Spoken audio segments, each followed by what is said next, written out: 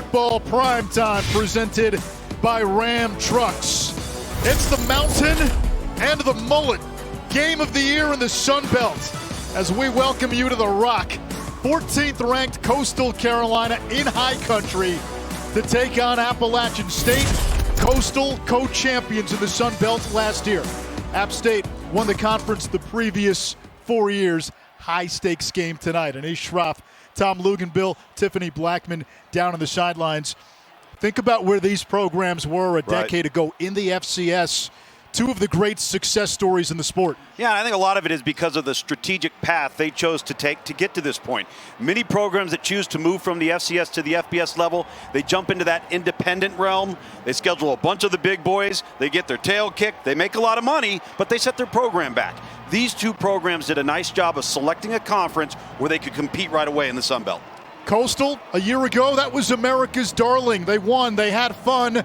They didn't cut their hair, but they have an offense that's cutting edge. It's unbelievable. In fact, I believe over the next couple of years, this offense will be the most studied and likely the most duplicated offense in all of college football. It's full spread, shotgun, triple option with one of the most lethal play-action passing games and RPO passing games in all of the country. So there's a lot to defend, and you better defend tight end Isaiah Likely, who a week ago versus Louisiana accounted for 4 touchdowns, and he lines up everywhere. You see him in the offset wing off the tackle there. He's going to come across formation, look like he blocked versus a split zone, then he turns it up, leaks out, right into the flat. Now you're in just your base inline position. He's going to run a simple corner route. Grace McCall throws it up. Look at him go up and elevate when contested and come down with the ball.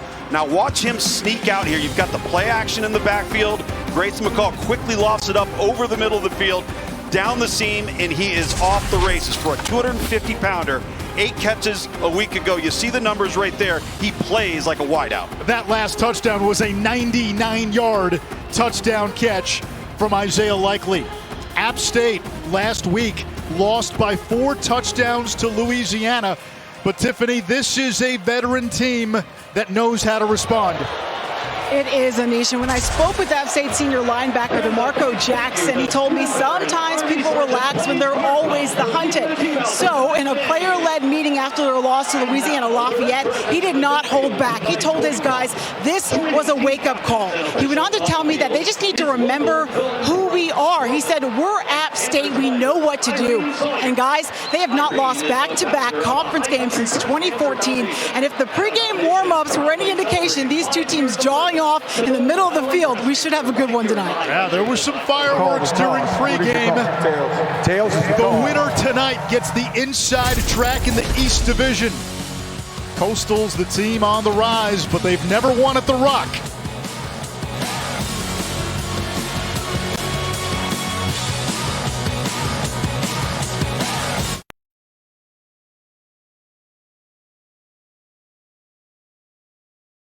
As we go down to Tiffany.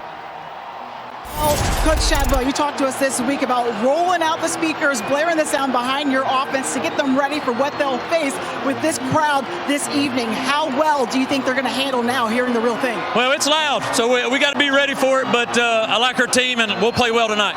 What do you need to see from your quarterback this evening? He'll play well. I think he's got to play for us to win, and this is his home state, so I know he'll want to do well. Thanks, Coach. Thank you.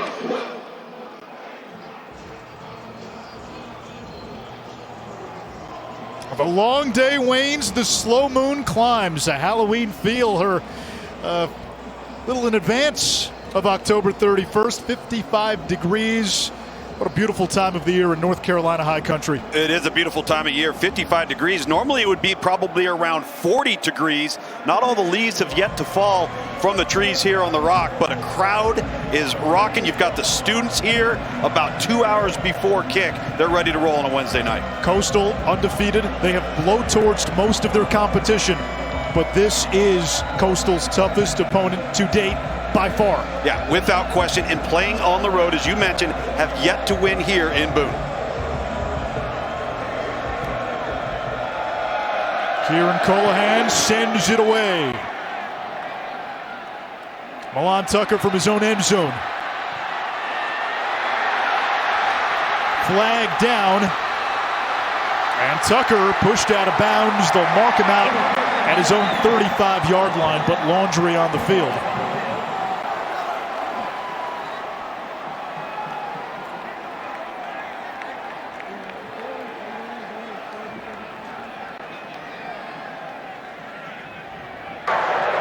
During the return, holding, receiving team, 10-yard penalty, first down. We'll see App State on offense first, led by Chase Bryce. Third stop, all in the Carolinas. Trevor Lawrence is back up at Clemson, won a national title there. Did not have a great season at Duke last year. Had a really good game against Georgia State, but last time out, his worst game as a Mountaineer. Yeah, really up and down to this point. But when he's hot and in rhythm, he can move this offense. It's about getting rid of the football if you're Chase Bryce tonight. Don't hold on to it. Bryce to throw, gets rid of it quickly, nearly intercepted, and he completes the Thomas Hennigan, who with that catch ties the school's all-time record for career receptions. Number 208 now tied for first with Andrew Peacock. Look at Hennigan. Rolling on the Great field, resourcefulness right along the foot. sideline. I don't think they're going to give it to They're him. going to say no, incomplete. They're going to call it off, but nevertheless, a terrific effort. That's a good call by the official there on the sideline with the foot hitting the out-of-bounds line. But that ball was tipped up in the air. You're trying to bring the ball down and keep your feet in. But that's the way that Chase Bryce needs to play. He needs to get back, be decisive, get the ball out of his hand. The previous play is under video review.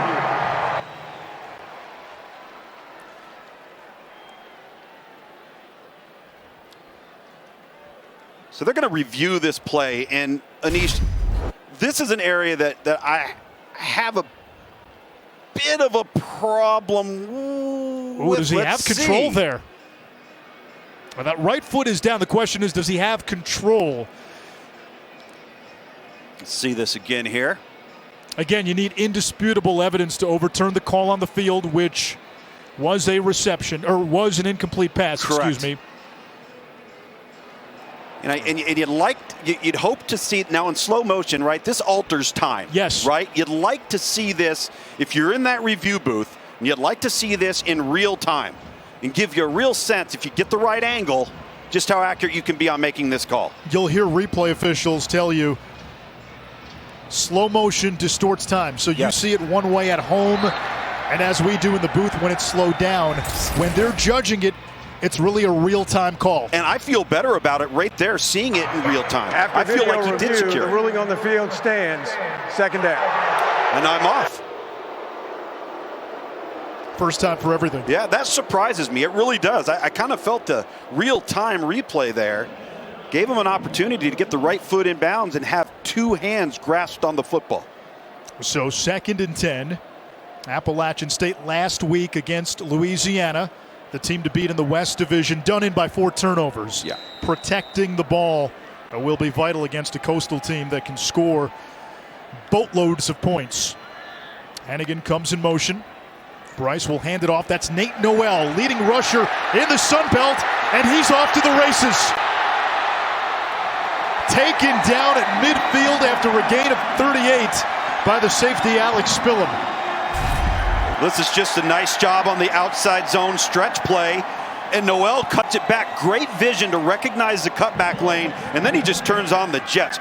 Tremendous job getting back to what App State does well, and that's line up, pound you, and now you've gotten yourself out of a hole, out in great field position. And Noel was bottled up last week. Gets it again and gashes that defense for 7 more. So on 2 carries tonight, already more yards than all of last game. I like Frank Ponce, the offensive coordinator. If it ain't broke, don't fix it. What did we go to on the previous play? We went to outside stretch zone. Let's go right back to it. This time, the cutback lane's not there. Noel presses the hole. Really nice, impressive start to this run game for App State. Noel now split wide on 2nd and 3 from the 42 of Coastal. 4-man pressure. Bryce gets rid of it and finds Corey Sutton for a first down. That's what you want to see from Chase Bryce. It's what you want to see, but you also want to see better ball placement and accuracy. You know, Coach Frank Ponce, the offensive coordinator, mentioned that when the turnovers have come with Chase Bryce, hasn't necessarily been a result of poor progression reads or making risky throws. It's been errant passes. So ball placement's as important as getting the ball out of his hand tonight. Look at the last 2 games for Bryce. Georgia State, his best game of the season. Yep. At Louisiana, his worst game of the season. On first down, the call is to Daytrick Harrington. And App State getting some success in the run game. Harrington made a season debut last week. Cameron Peoples, who's also one of the top rushers in the Sun Belt, he's been limited of late, questionable with an ankle. We have yet to see him. It's a telling sign that it was Harrington who comes in to spell Noel first. Yeah, no question. And you're missing Peoples. 8 touchdowns on the season, and he's played missed 2 games. Yeah, correct. But again, clearly a plethora of running backs to use in the stable here for the Mountaineers.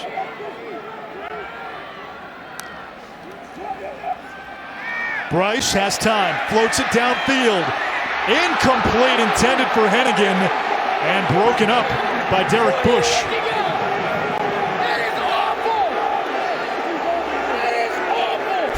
Fans don't like it, Anise. Let's see if we get... That was Lance Boykin getting in there. What do you think? Too early? Maybe a little early. I see Boykin there with both his right and his left arm around Hennigan. So 3rd and 3, ball on the 30. This could very well be 4-down territory. 2 plays in the holster. Yeah, it seems to be 4-down territory for more and more college football teams throughout the country. Analytics. Analytics. Let's see if they run it here. On the ground. And that's going to be short, so now an early decision for Sean Clark.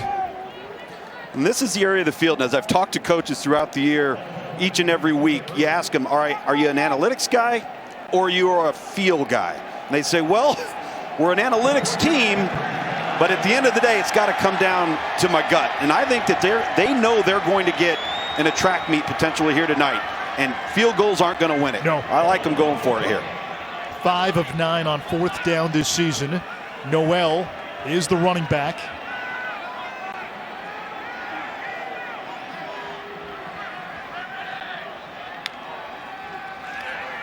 Against a twist, Bryce gets rid of it, incomplete. Turnover on downs.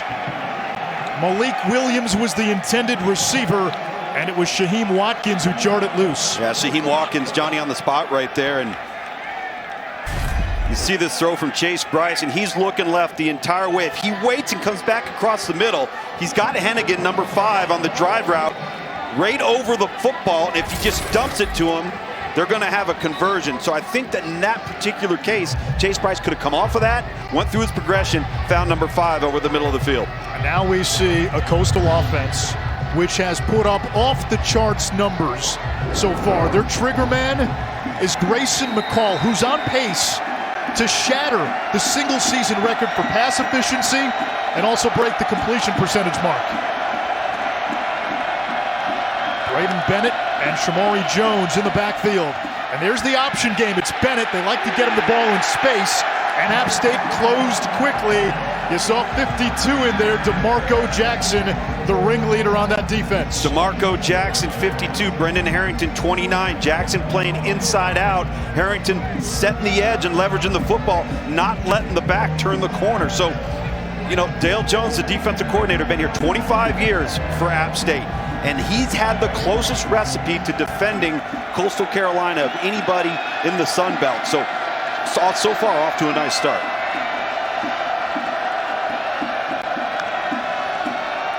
McCall over the middle, too high. Wanted Latushko, and that was nearly intercepted. And now you have 3rd down, 10 to go. Normally you would say, oh no, but in Coastal's case, this is by far the best 3rd down offense in the country. And on 3rd and long, Luke's 45%, which is unheard of. It is. It's unheard of. And 3rd down overall, they're converting 62%. That's an astronomical number. This is a tall order when you're backed up. If you're App State, keep the ball in front of you and make the tackle in space. A team that came in averaging almost 9 yards a play. Tops in the country. Play clock down to 4. Down to 1. Just got it off. McCall backpedaling. Downfield. And it's caught. Javon Hiley hung on. You mentioned Isaiah Likely in the open. Hiley's the other big player in the receiving game. No question. And look at just subtle pocket movement by McCall. He's off platform and drops this in the bucket. That's a well-covered play by App State. Do a nice job with the safety coming off the hash. You just can't defend the perfect throw, and this is what Grayson McCall has done all season long. McCall gets rid of it quickly, juggled and dropped by Cameron Brown. Lugs, I know you want to talk about this Coastal Carolina offensive line because it's a unique unit. The Mighty Mites. The Mighty Mites. The Mighty Mites. Sam Thompson, number 59, or 51. He's 5'9", 300 pounds. He weighs the most of anybody on that five-man front. They do not have a player in their offensive line over 6'2", but they're quick, they're explosive, their assignment sound, and it's perfect for an option-based run game. On 2nd and 10, this is 4-down territory. They'll run it up the middle. It's Shamari Jones. And he's to the 41, a gain of 3. Jackson again, the stop. DeMarco Jackson, the leading tackler in the Sun Belt. Jackson just plays everywhere. 52. He's a pass rusher. He's an inside plugger as a tackle-to-tackle guy. He can play onto the edge. When you break the huddle in your Coastal Carolina, you better know where 52 is. And they're going to try and heat up Grayson McCall, pick their spots throughout this game. Isaiah Likely, number 4 in white, one of the slot receivers, trips to the boundary. And now 2 receivers that way. McCall throws downfield toward the sideline, and we'll get a flag at the end of the play. It's on Madison Cone. This is an App State secondary missing some pieces. Dante Small out today. The status of Sean Jolly and Stephen Jones very much in question. We have not seen Jones.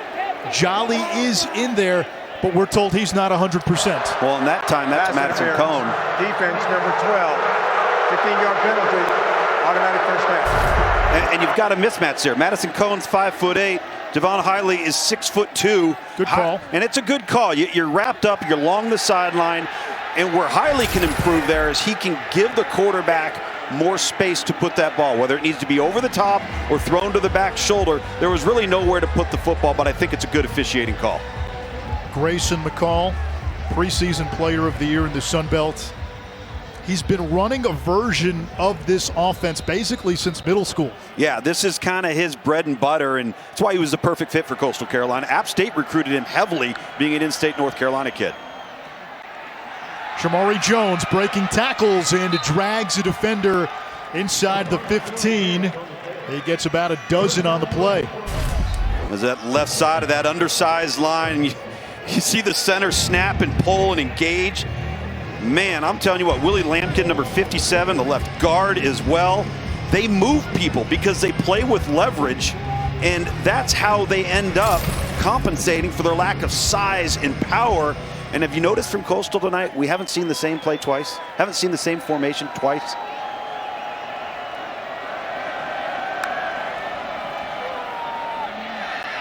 Little pop pass. It's Aaron Bedgood.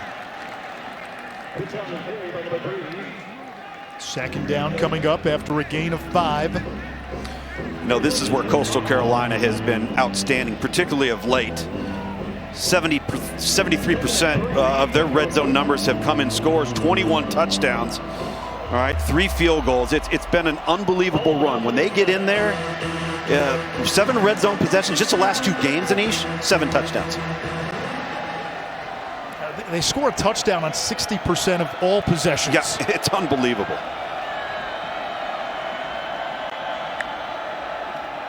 McCall options to White. And driven out of bounds, but it's 1st and goal. Nick Hampton saving the touchdown. And now 4 chances from close range for the Chanticleers. Did you notice the subtle little backfield fake from the quarterback? Just looking a little something opposite, and then you turn around and you speed option pitch it to the boundary. What does that do to a defense? Well, what happens is you're seeing all this backfield action, and it creates what coaches are going to call eye violations. And you take one false step, or you're looking the wrong direction just for the blink of an eye, and you're toast. And that backfield action, it's an awful lot of eye candy.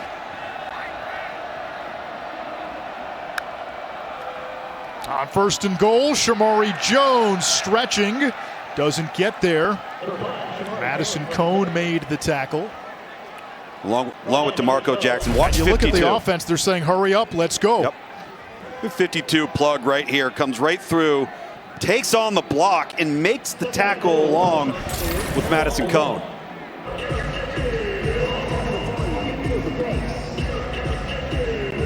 CJ Brewer, big number 52, the D lineman, has come into the game for Coastal.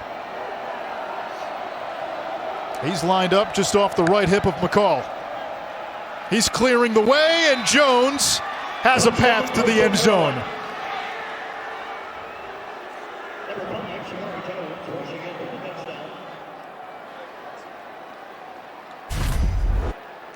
Here he is right here. You see the big fella. All right, he's just going to come here, and we're going to be off to the races. And again, everything's a new look, a different look. They went from option, now they go to power football down there in the red area. And again, their scoring percentage off the charts, scoring touchdowns 60% of the time. Massimo Biscardi on for the PAT. He's missed 9 extra points in his career. Hits this one, and it's 7-0. Coastal marching down the field, 11 plays, 72 yards. Get a big old D lineman to clear the way. A gorgeous look at the Blue Ridge Mountains. That's from nearby Banner Elk. Got Blowing Rock nearby. Picturesque part of the country that just comes to life here in the fall with the changing colors.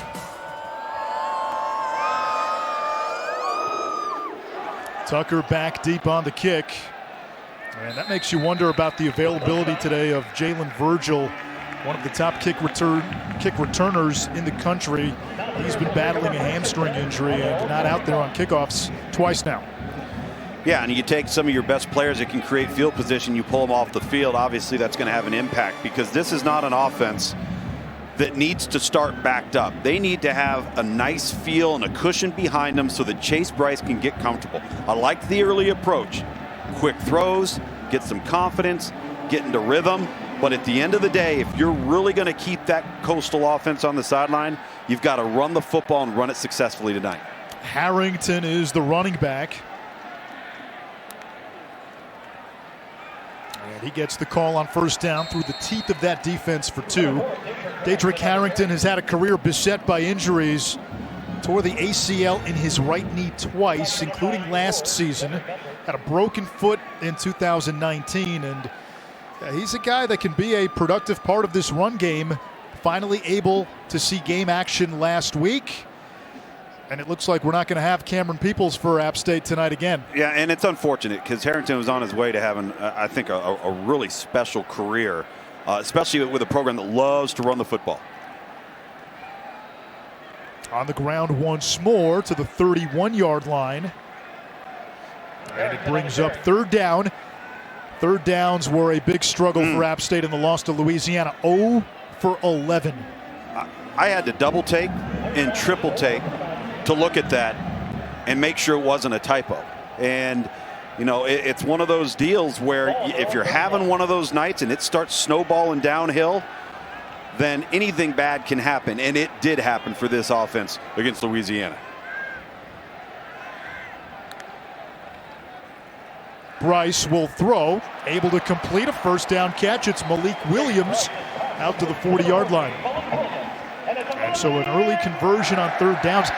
They've been under 40% in all but one game this season. Yeah, that's not going to cut it. They've got to be up in the 42 or higher percentage, and that's a good confidence builder right there for Chase Bryce. Off of the little RPO action, simple hitch routes, and they end up getting it to Williams 14. He's undersized. He's their slot. You're going to see him mostly in the middle of the field in their trips and double sets. He's the guy to go to if you want to get to him in space. They call him Spider-Man. Play action. Bryce steps up. Over the middle, looking for Malik Williams, unable to hang on. Alex Spillum in coverage. This is a very veteran wide receiver group. It's all super seniors. It's all super seniors. They've played a lot of football, and a nice job by Chase Bryce that time, navigating the pocket and really throws a strike. I know that was good coverage there from Coastal, but that's a ball I think Williams has to catch, especially when you have a quarterback that's been struggling in the intermediate to deep passing game. He puts one on the mark on a critical down. You got to come up with that grab.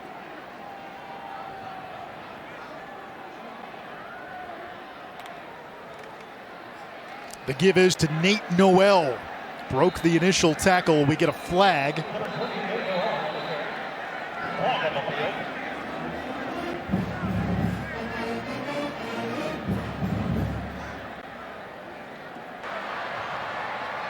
Personal foul, face mask, offense number 51. 15-yard penalty, replay second down. And Bear Hunter, looks like this face mask is getting called on the center. Again, running the outside zone to the field side. This ball cuts back. There's 51 on Silas Kelly, and that's a good call. I don't know if that was that was a really, really good call and a tough call to see in line from that official's field of view. Bear Hunter. What a great name when you play for the Mountaineers. Couldn't be any better, right? Dad, John, is Wake Forest's running backs coach. Bryce will try to run. And takes a big hit at the 32-yard line. Teddy Gallagher, 34 in white. He's got the bleach blonde mullet. Armani Smith has nicknamed it the Chanticleer Chandelier, and he's the heartbeat of that defense. He is, and he'll tattoo you now. He loves to play the game of football. I think that's the one thing that stands out to me about this Coastal defense. They've got a bunch of guys running on 93 octane that have a passion for the game. They're not very big, just like we talked about with some of their offensive positions, but they can run and they play hard and they're well coached. You know, he had a shaved head in high school. And in junior college. A three-man front. Bryce steps up. Now he'll run. And the defensive set working to perfection for Coastal. Gallagher there again with the stop, and App State has to punt. You know, when you're talking about field position and the importance of the punt, that 10 yards he gained right there is a big deal. It's a really big deal because now it gives you an opportunity to really put the ball up, get it up, hopefully past your returner, and get some great coverage on this and force Coastal Carolina to have to go the length of the field. Coastal has blocked 3 punts this season, 2 returned for touchdowns. Xavier Sabach will kick it away.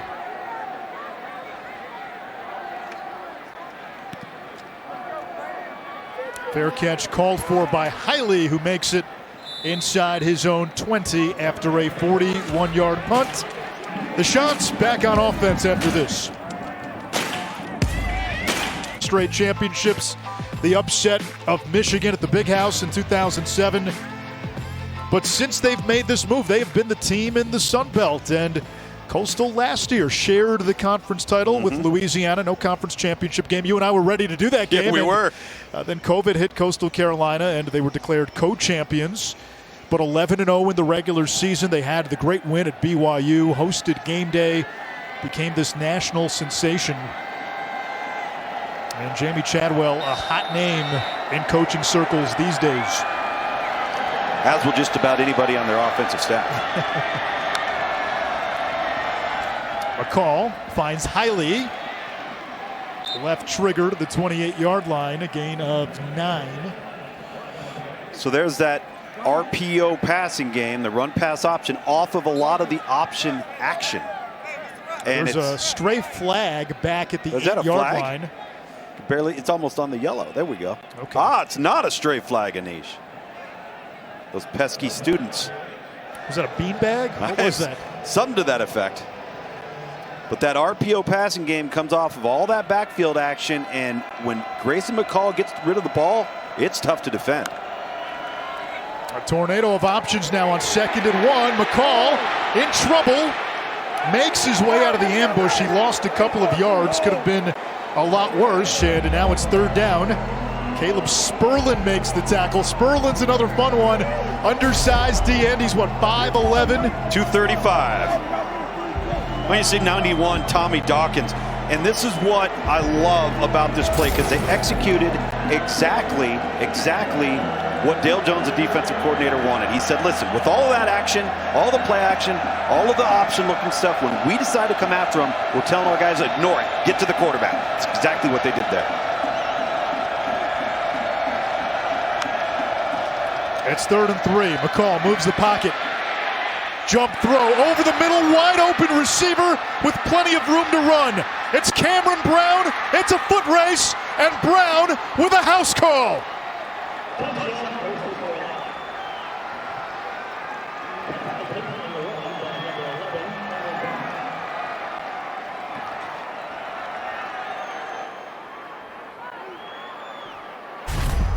Just a terrific job here by Grayson McCall. He's rolling left. He's got nice protection. Looks like he's going to take off and run, but has the wherewithal to keep his eyes downfield when under duress. And Cameron Brown, off to the race, is able to win the foot race. The coaches told us McCall's pocket presence and decision-making, elite. And poise. His poise is outstanding. PAT is good. Big crowd here at the Rock. You want to neutralize that quickly, you jump out early by 2 scores.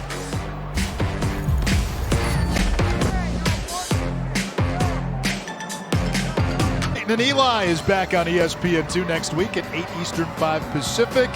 We'll break down Saints Seahawks, pay attention to the QBs, Jameis Winston and Geno Smith now for Seattle. Also, I would expect there will be some sort of epilogue to Tennessee Ole Miss on that broadcast. Yeah, you think they've spent the week kind of storyboarding some of their material, getting ready for that broadcast? I know I would be. I'd be loading up. I would love to see what that text message chain looked like. Here is Milan Tucker. And out across the 21, Tiffany. You guys, after that Cameron Brown touchdown, you saw everyone just racing down the field to celebrate. And when I talked with tight end Isaiah Likely, he told me it doesn't matter who scores. You can see all 11 running down the field to get with our brothers. He talked about how significant that was in their culture, just that family-like atmosphere. And Grayson McCall told me this is a really selfless group, guys. And if Coastal wins this game, expect a viral locker room celebration as well. They like to celebrate the moments and the victories along the way in this journey. It's something important to this program. Good sign for App State. Cam Peoples into the game. First time today, first time in 3 games. He's missed the last 2 with an ankle injury. Last year, Peoples in the Myrtle Beach Bowl, 317 yards, 5 touchdowns. The yardage total, an NCAA single game bowl record.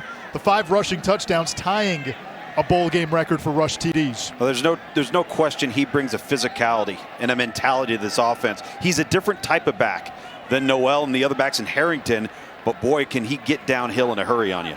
Still top 5 in the conference in rushing despite missing the 2 games. Bryce has time in the pocket, lofts it deep downfield. He wants Malik. Incomplete, broken up at the last minute. Mateo Sudipo was in there, the safety for Coastal. Malik Williams, the target for Bryce. They're just so close, right? And there's a reason why we call it a game of inches, right? Sudipo gets the hand in there at the last moment. I almost wish 14 there with, if Williams could have slowed down a little bit, he would have drawn a pass interference call. Slowed down, gone up and attacked that football, but gosh, they're so close. He got a hit on one of those. That's funny. The joke these days is when you're throwing a deep ball in college, underthrow it. It's a catch or a PI, right? Catch or a PI, more often than not. On 3rd down, here's the blitz. Bryce looking for Malik Williams again, hits him! This time they connect. They go back to the well. Well, I said they were close. And this time they get the matchup they want over the slot. All right, Lance Boykin, number 7, who was in on the pass breakup earlier in the first quarter versus Hennigan. This time trailing Williams. Manny Stokes, excuse me, not Lance Boykin. Manny Stokes, number 9 there. And finally, a big explosive play and an accurate throw. Now, that first one he threw to Hennington, and the second one he threw to Williams was accurate as well. Finally connecting here, as we get to the end of the first quarter. Must-score situation for App State.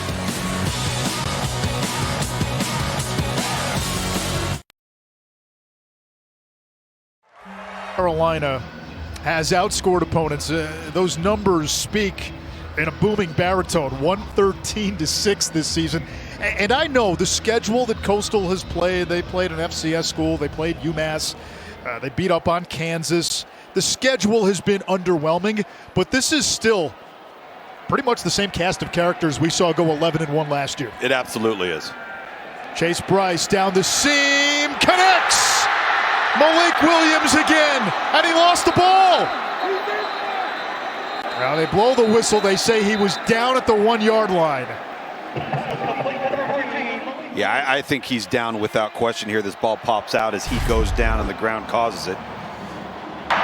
Rolling on the field was a catch for a first down. The runner was down before the ball came. Looks like that left knee is down before that ball comes out. Better look here. Ooh, that's tough. That's tough to tell. Ruling on the field now was he was down. So you need indisputable evidence to overturn that. Correct. Well, the other thing is, if he's not down and that ball breaks the plane, that's a touchdown. Correct. Now look at his look. The hand can go down. The hand can go down. Look at Williams' legs. He's laying on the arm of the defender. What about that elbow too? Is his right elbow down? That's the question. So there's plenty to look at, plenty to dissect here. Nevertheless, it's going to be 1st and goal on the 1-yard line. I'm telling you, there's a chance it might even be a touchdown depending Correct. on where the ball is when that right elbow goes down. Yep. If his knee did not come down earlier, then you're looking at that right elbow. And if any part of that ball breaks the goal line, it's a touchdown.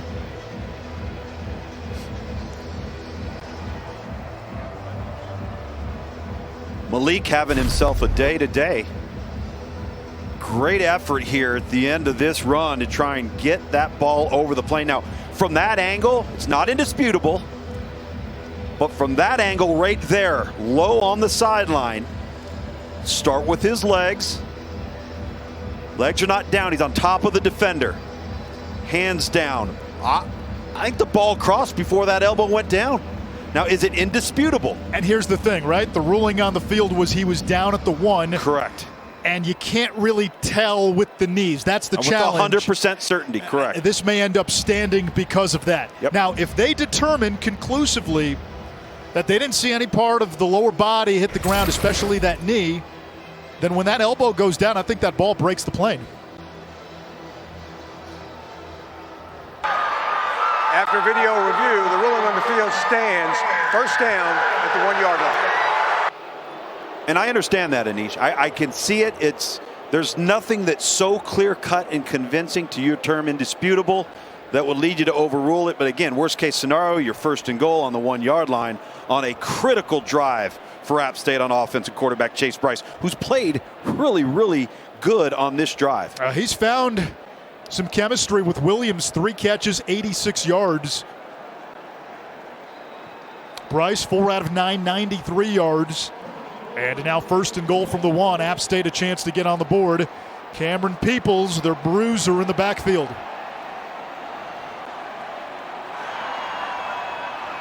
Sperlin is in the game as the fullback. He's a D-end. Peoples charging across, reaching, and in. Both teams bringing in a D lineman to clear the path on the goal line. Coastal's a little bit bigger than App State's in Caleb Sperlin. This is going to be another one, Anise, that I think is going to be looked at and reviewed.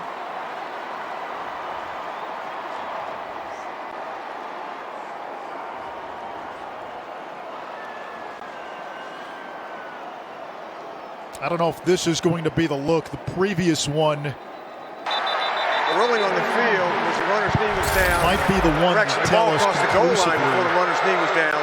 Previous plays on the video review. Again, ruling on the field now a touchdown, so you need indisputable video evidence to tell you otherwise. Correct. Let's take a look right here. You're going to see that right there. And again, Is it enough? The call on the field is a touchdown. Is that left knee down right there? That would mark him short. And there's the ball right there. That would mark him short off of that look right there. He'll be down.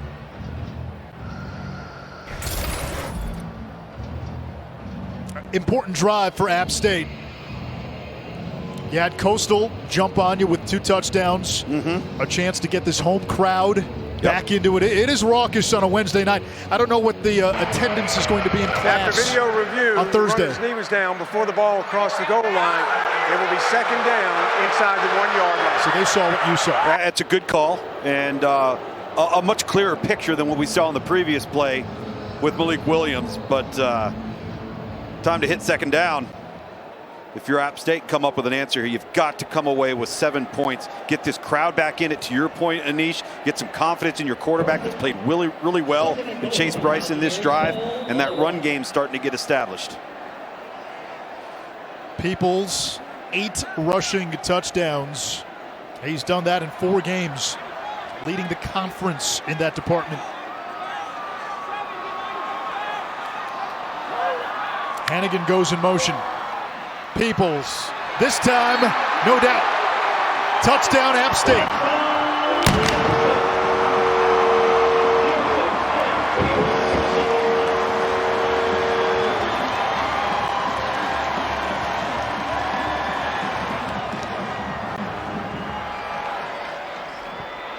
Comes down to it, you're going to want your 6'2", 220-pounder in there to push that pile. Get those tough, short yards. I think we're going to continue to see a healthy dose. Cameron Peoples, Anish, is healthy enough. The extra point by Staten is good. Appalachian State is on the board. 14-7 in Boone. Out by the standings. The road through the East, with all respect to Troy, goes through Coastal or Appalachian State. Winner of this game takes control of the East Division. Coastal Carolina, they will play Troy next week. That is a ESPN 2 game. In the West, Louisiana, we saw how good they were last year. They have built a juggernaut in Lafayette in this conference, and that is clearly the team to beat in the West Division. Well, they've got tremendous depth. They've got a returning quarterback in Levi Lewis. A dynamic offense to have to defend. Onside kick here, and App State recovers. Milan Tucker, part of the hands team. Rolling on the field is a free kick, covered by the kicking team after it went 10 yards. Best way to slow down the Coastal offense. Play, make it, take it, don't give them the ball. There's no question, and there's also no question this goes 10. Perfect shot. And they just exploit a void in the kickoff return team. And number 44, E.J. Porter, a redshirt senior linebacker. You're going to see him on the right side of your screen. He's the only one close to it running up to attacking it. That's a during the week, coached off of film. If you see it, you're going to do it. Now do you take a shot if you're App State? Well, they've had success down the seam with Malik Williams. No doubt about it.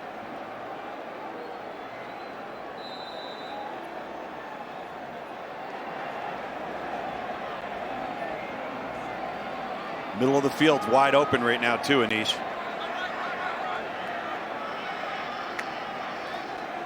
On first down, it's Nate Noel. The league's leading rusher stood up after a gain of a yard. Number 20, Nate Noel on the carry.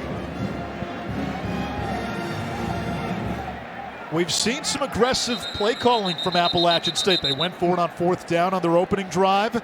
Yeah, that was in plus territory. Now the onside kick. That shows you the type of respect they have for the Shantz offense. No, there's no question. And they realize that possessions are going to come at a premium. And the more Scoreboard Coastal's on the operator, sideline. please turn the play clock off in the north end zone. Disregard, both play clocks are working now. Oh. Apparently they had a play clock issue with the south end zone play clock. Wanted to turn it off because they're both operating correctly now. Malik Williams right there.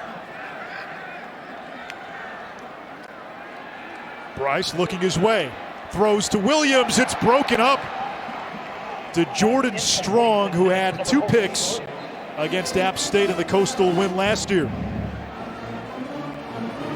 Well, it's interesting because now you're seeing it off play action, and again, nice step up in the pocket, good feel, keeping your eyes downfield, and that's just a nice play on the football by Jordan Strong. Perimeter players really, really good. They love to play man here at Coastal. They feel like they can lock up with the opposition's personnel and feel safe on an island, stop the run defensively with their front 7. 3rd and 9. Bryce takes a big hit, heaves it downfield, hits Williams for a touchdown!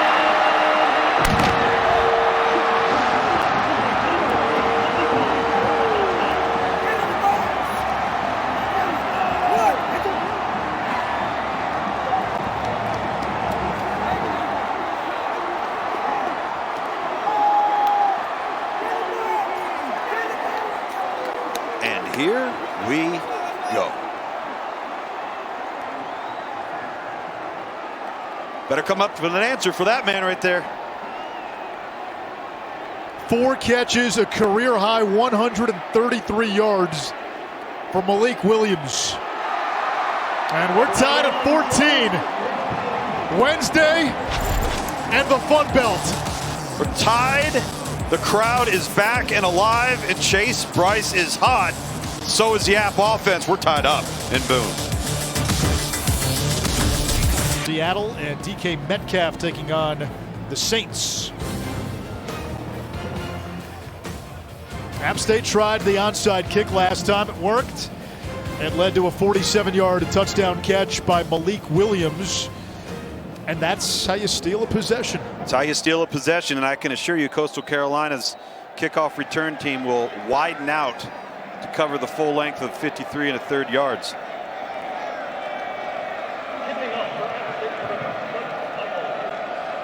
Michael Hughes descended away.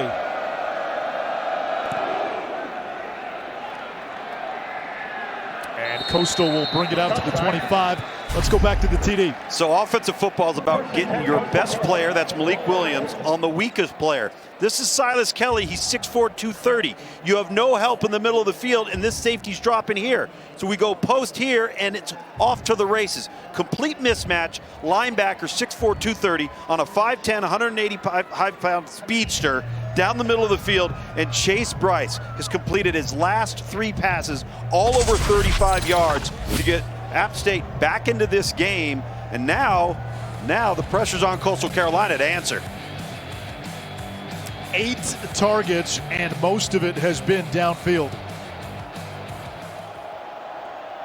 Grayson McCall. There's Isaiah Likely. And just bulldozing through the App State D for a gain of 21. We showed you the numbers he put up last time out against Arkansas State. 8 catches, 232 yards, and 4 TDs. Does he look like he's 250 pounds to you? Doesn't move like it. Look at this kid. Look at how nimble he is. He tucks the ball high and tight, doing a nice job avoiding defenders and getting vertical immediately. That's just a mismatch. A little token fake in the backfield. You're one-on-one with the best tight end in this conference. One of the best tight ends in America.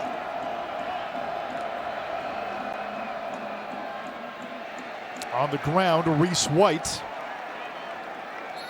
to midfield, a gain of 4. And you go back to the previous play, a little play action. Grayson McCall on play action. This offense off play action, surgical. He's completing 85% of his passes off play action, 9 touchdowns. Now, even better, versus blitz or pressure, 5-man pressure or more, he's completing 87% of his passes and has yet to turn the ball over. So pick your poison. What do you want to do? Do you want to come after the guy and run the risk of giving up a big one? Or do you want to sit back and let him chop you apart?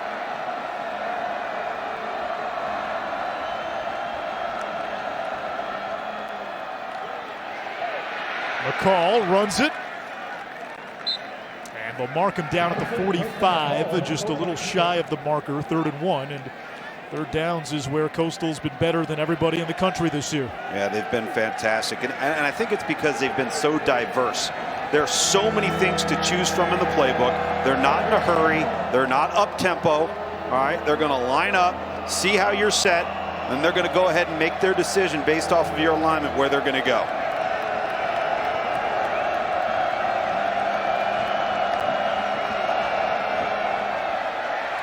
This is Reese White, and he's able to move the chains.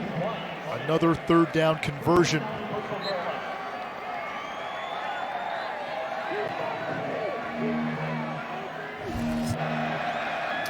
You just see right here Grayson McCall on third down tonight, dropping one in the bucket on 3rd and 10 right there.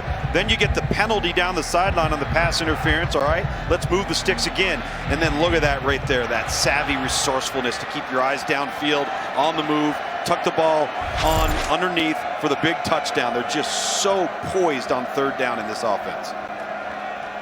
McCall hands it off. Shamari Jones ran into that Mountaineer phalanx, a loss of 2.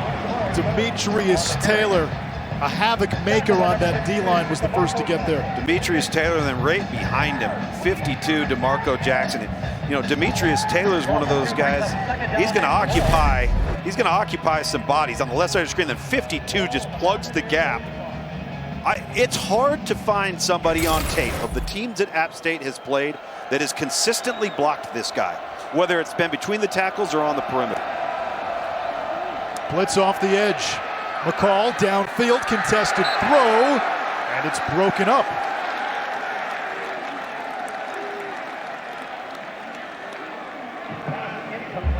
So now 3rd and long.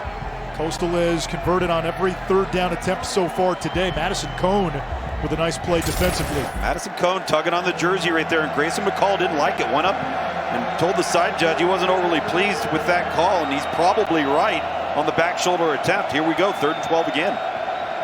Hiley, the slot receiver at the bottom of your screen. That's Isaiah Likely now in motion. Just don't give up an explosive here if you're App State. You see him pressed at the bottom, make sure you don't give up a big one. Make them earn it. And we may get a delay of game. And now flags at the end of the play. A little of what we saw pre-game starting to manifest itself in-game. A few extracurriculars.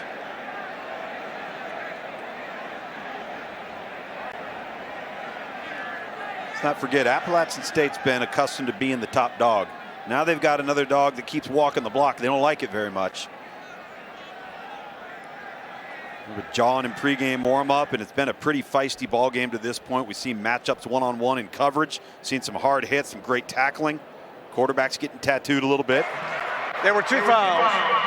Delay of game. Offense. 5-yard penalty. After the play was over, unsportsmanlike conduct. Offense number 57. 15-yard penalty. 3rd down. That is number 57's first. So both penalties on Coastal, and this was a team up until their last game. Didn't really get penalized a whole lot, but we saw 11 penalties against Arkansas State.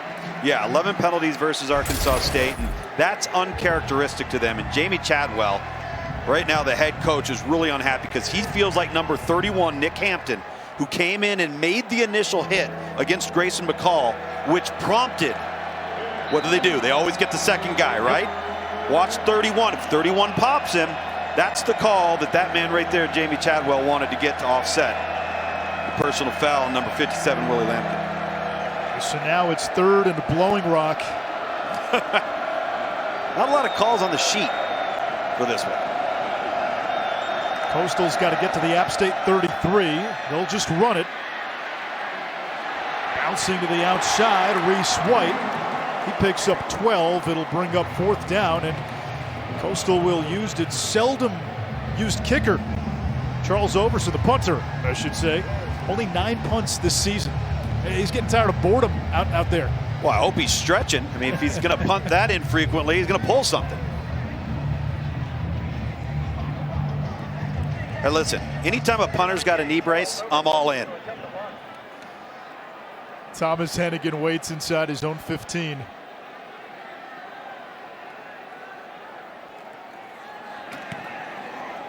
Overson sends it away, and Hennigan with the fair catch after a 35-yard punt.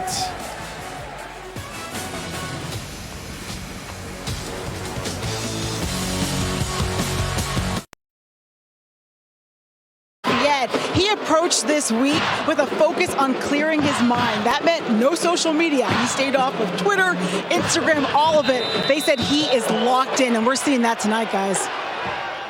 Well, there's no question about it, Tiffany, and if he stays on this pace, all he's going to do is gain confidence, and he's going to put Coastal Carolina on their heels.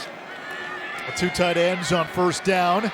Datrick Harrington broke the initial tackle, then plunges to the 21. The play that has worked offensively for App State, it's been hitting their slot receiver down the seam, Malik Williams. 4 catches, 133 yards.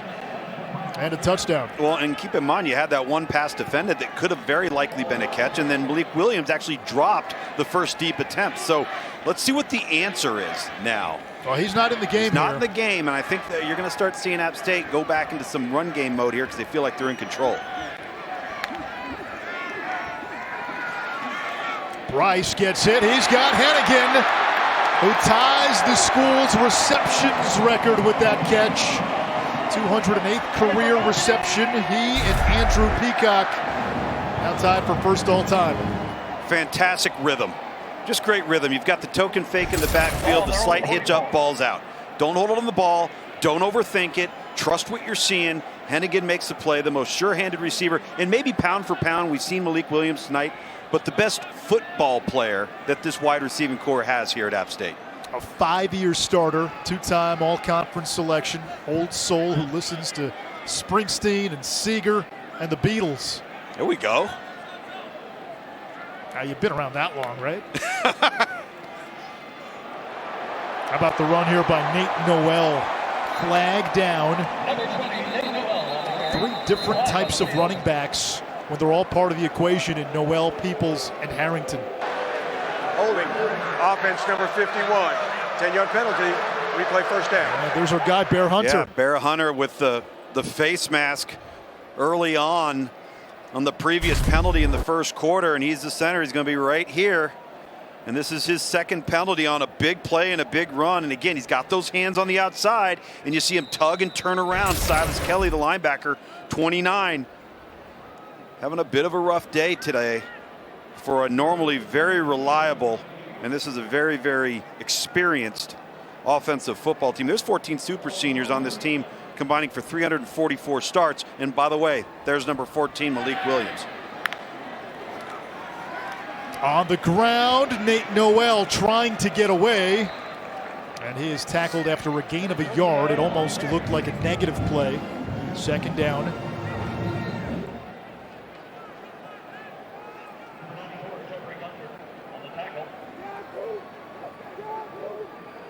Now, Coastal, I'm sure they know Appalachian State would love to get vertical with Malik Williams. So what's the defensive adjustment?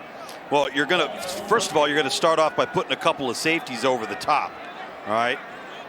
And if you do that, which we see now, we've got a safety on the hatch that's lined up directly over Malik Williams, who's in the slot to the top of your screen. Noel again. Out of bounds near the initial line of scrimmage, and he gets 7 on the play. It'll set up 3rd and 9. And now a player down for Coastal Carolina near midfield.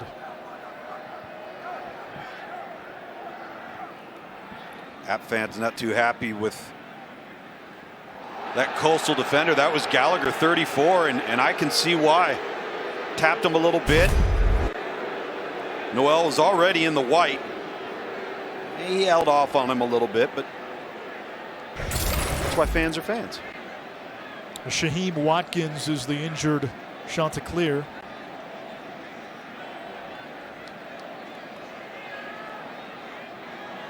Coastal jumped out to a 14-0 lead. App State scored, tried the onside kick, caught the Chanticleers sleeping, recovered it, marched down the field, scored again to tie the game at 14. And I'll say this, I don't even feel like they caught him sleeping. I think they knew the look they were going to get, and they went out there and say, hey, listen, we're going to do a check with me here. If we get the look, it's on. If it's not, we're going to kick it deep. We're going to play coverage. But it was the execution of it. It could not have been kicked better. Completely changed the emotion of the game, because now all of a sudden your crowd gets back into it, and then you capitalize on it. That man right there, Chase Bryce, And you feel good for the young man. 15 interceptions a year ago at Duke. I think he accounted for 21 total turnovers. And he's had his moments with carelessness with the football so far this season. But again, when he's been in rhythm and the offense has been designed around his ability to get the ball out of his hand quickly, he has been highly effective for this offense, and we've seen that here tonight. He didn't have a lot of options in the transfer portal after the season he had last year, and he had some familiarity with the App State staff. They had known of him because he played in the Carolinas with Clemson and Duke. Now on 3rd and 9. 4-man twist by the Shants. Bryce steps up, got rid of it late. It's ruled incomplete. Flag down back at the 36, and this is likely a hold. Oh, it's a hold. It's an incomplete pass. You ask me how you stop Malik Williams? You tackle him. Second penalty marker at the 45. They were fouled by both teams. Holding an eligible receiver, defense number 9. Holding offense number 74. Those fouls offset, 3rd down.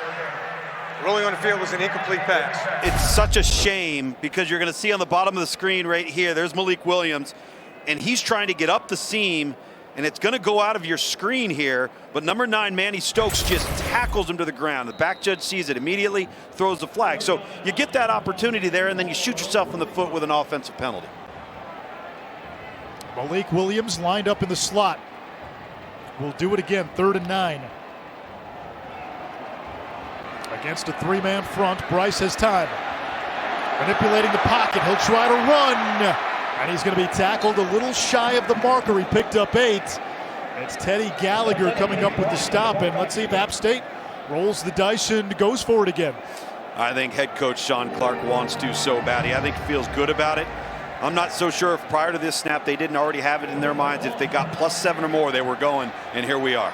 Coastal trying to get lined up. They'll crowd the box. Noel. He doesn't get it. And Coastal comes up with its second 4th down stop of the night. Guess who's in the middle of it? 34 with that bleach blonde mullet, Teddy Gallagher. There he is, 34, and then up front in front of him, Gerard Clark, C.J. Brewer. And then 34, you know, look at the defensive front for Coastal, occupying blockers so that the linebacker 34, Gallagher, can run free and just puts a hat on the ball carrier. And listen, Coastal was late to line up there. Coastal did not look like they were ready to play, but they had more bodies in the box than App State could block. Tiffany? You guys, Gallagher's nickname around here is the Mayor, and his fellow linebacker, Silas Kelly, he goes by the Sheriff, you guys. You don't want to mess with these dudes here, let me tell you that. Well, they run this town when they go back to Conway. That's right.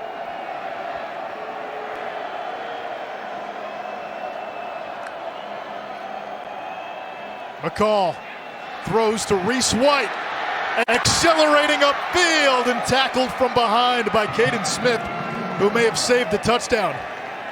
Really well-designed play. You've got the arc motion going around the tailback with the ball out of Grayson McCall's hands so quickly.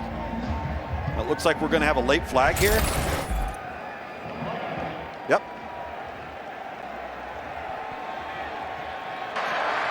After the play was over, personal foul, unnecessary roughness, offense number 63. 15-yard penalty. The play resulted in the 1st down.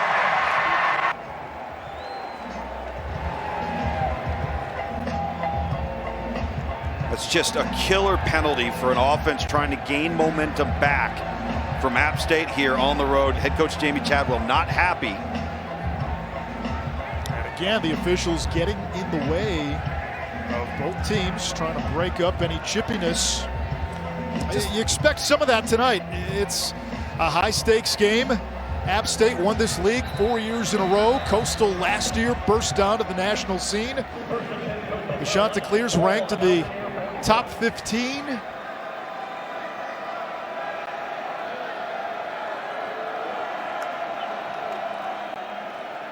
McCall to the air, to the sideline, and it's caught.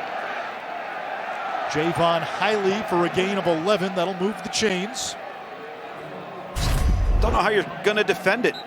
The ball's out so fast. The ball is snapped, and that kid, and Grayson McCall, knows exactly where he's going. And on a speed cut out to the sideline, this is kind of like old school routes to the sideline. You don't see many curls anymore. You don't see many true speed outs anymore. And it's a staple of this offense, and nobody's more on time in college football right now than this guy. Up the middle, Jones. In this modern era of college football, we've seen the passing efficiency mark broken every year the last 5-6 years, right? And you look at those passing efficiency numbers. You start from 198.9, Baker Mayfield, 202 plus Mac Jones. Right. Look where Grayson McCall is. Again, on pace. That may not be sustainable. He's on pace to shatter that pass efficiency mark. Well, and keep in mind, a lot of that comes because he's had 18 completions of 20 or more yards on the season. Also came in completing 80% of his passes. They'll run here. And Reese White driven back to the original line of scrimmage. Back at the 30, it's 3rd and 10. And it's Demetrius Taylor. Again, that was the play. Defensive coordinator Dale Jones, he said he wanted to get upfield. Told his front guys, don't necessarily worry about what you're seeing crossing your face. Head to number 10. Eventually the ball's going to take you there. This could be 4-down territory, so a run play could very well be on the table. There's no question.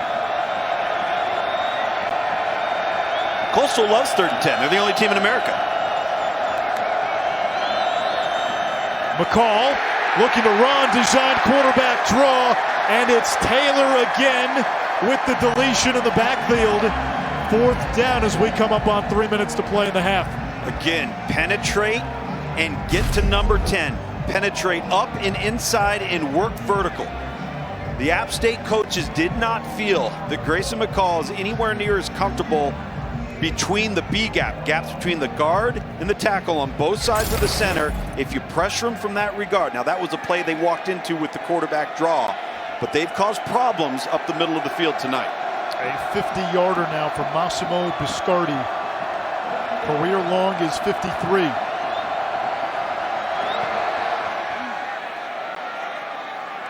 And the kick is good. That was his first attempt this year from 40 plus. Good from 50.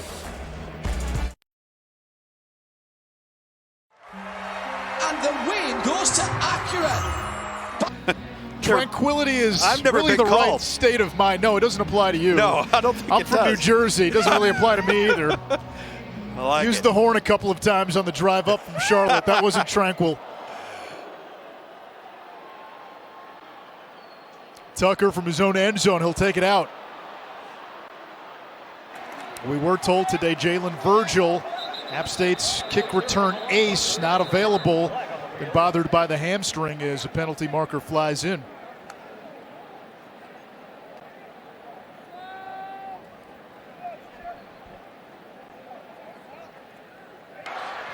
During the return, holding receiving team number 34.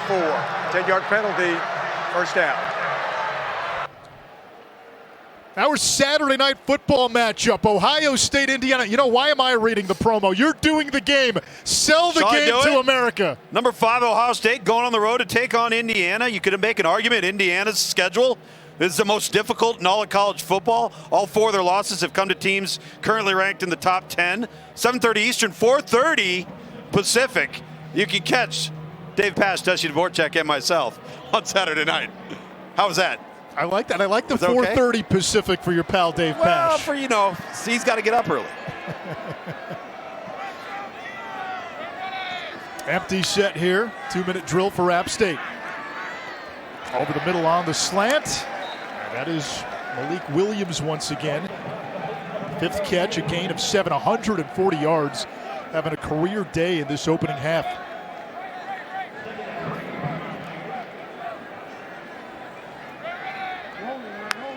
On 2nd and 3, Harrington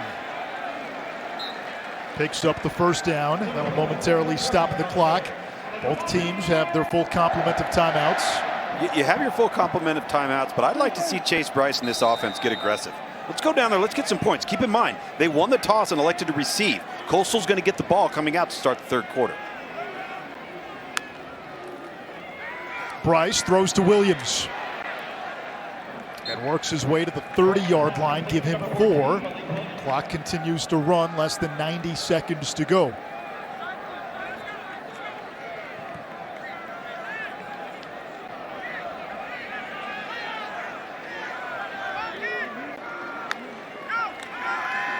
Bryce, time in the pocket. And it's caught by Williams. Now you got to think about a timeout at least. Even if you're Coastal, you got to think about a timeout. Yeah, and you've got to be careful where you're throwing the football in this version of your 2-minute offense. And there doesn't seem to be any sense of urgency from App State right now offensively, and no called timeout. So what does that tell you? They're going to run this down. If they're not going to call a timeout, I would imagine you run this down, don't you? That's exactly what they're choosing to do right now.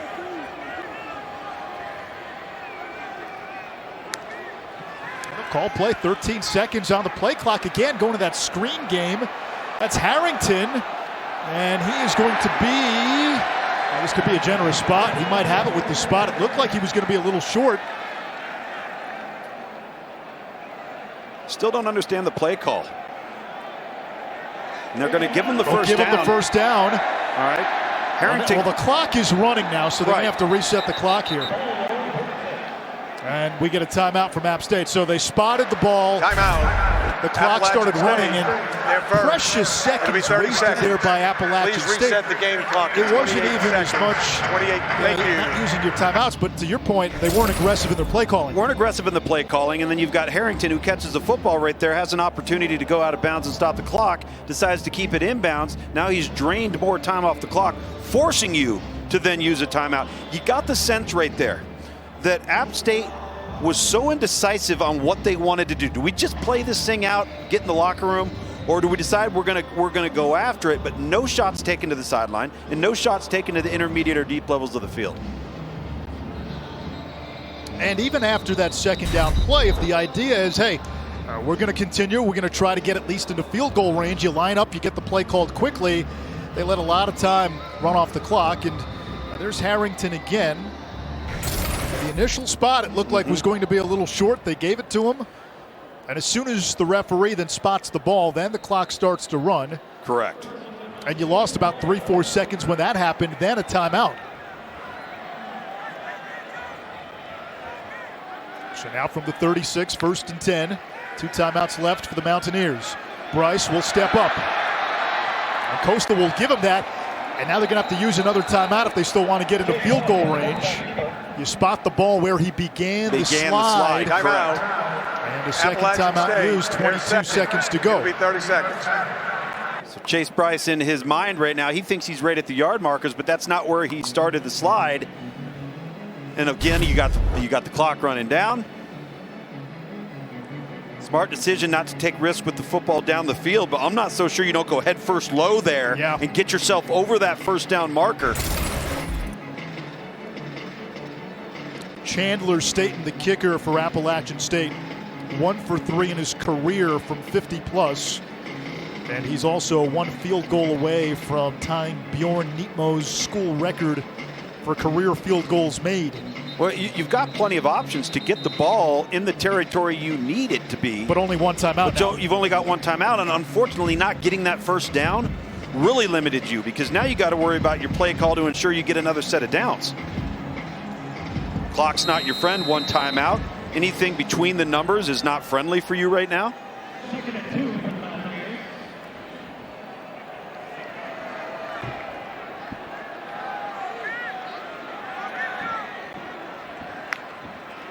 Coastal backing off. They'll drop 8.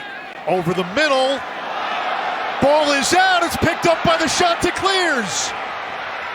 And Coastal's got the ball with 11 seconds to go. Corey Sutton fumbled it after the catch. And Manny Stokes recovered it. And now the Chants have a chance to kick a field goal before time expires. They've also got a chance to get closer with the 3 timeouts. They absolutely do. Let's take a closer look at this right here. Coming across on the drive route is Coastal Carolina, getting ready to take the field on offense.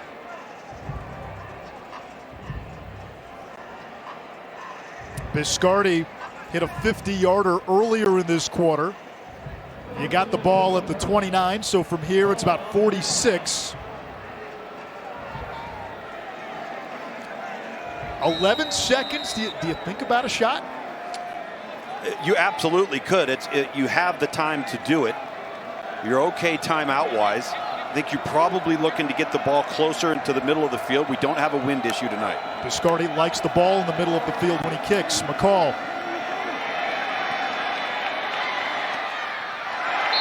And that might have been a good thing that Jones dropped it, because if he catches it and he stood up, you might run out of time. So now Biscardi will come on for a field goal attempt.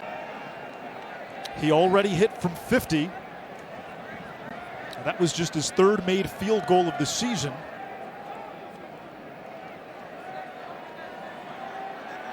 And if he makes this kick, he would set the school record for field goals made. A 46-yarder.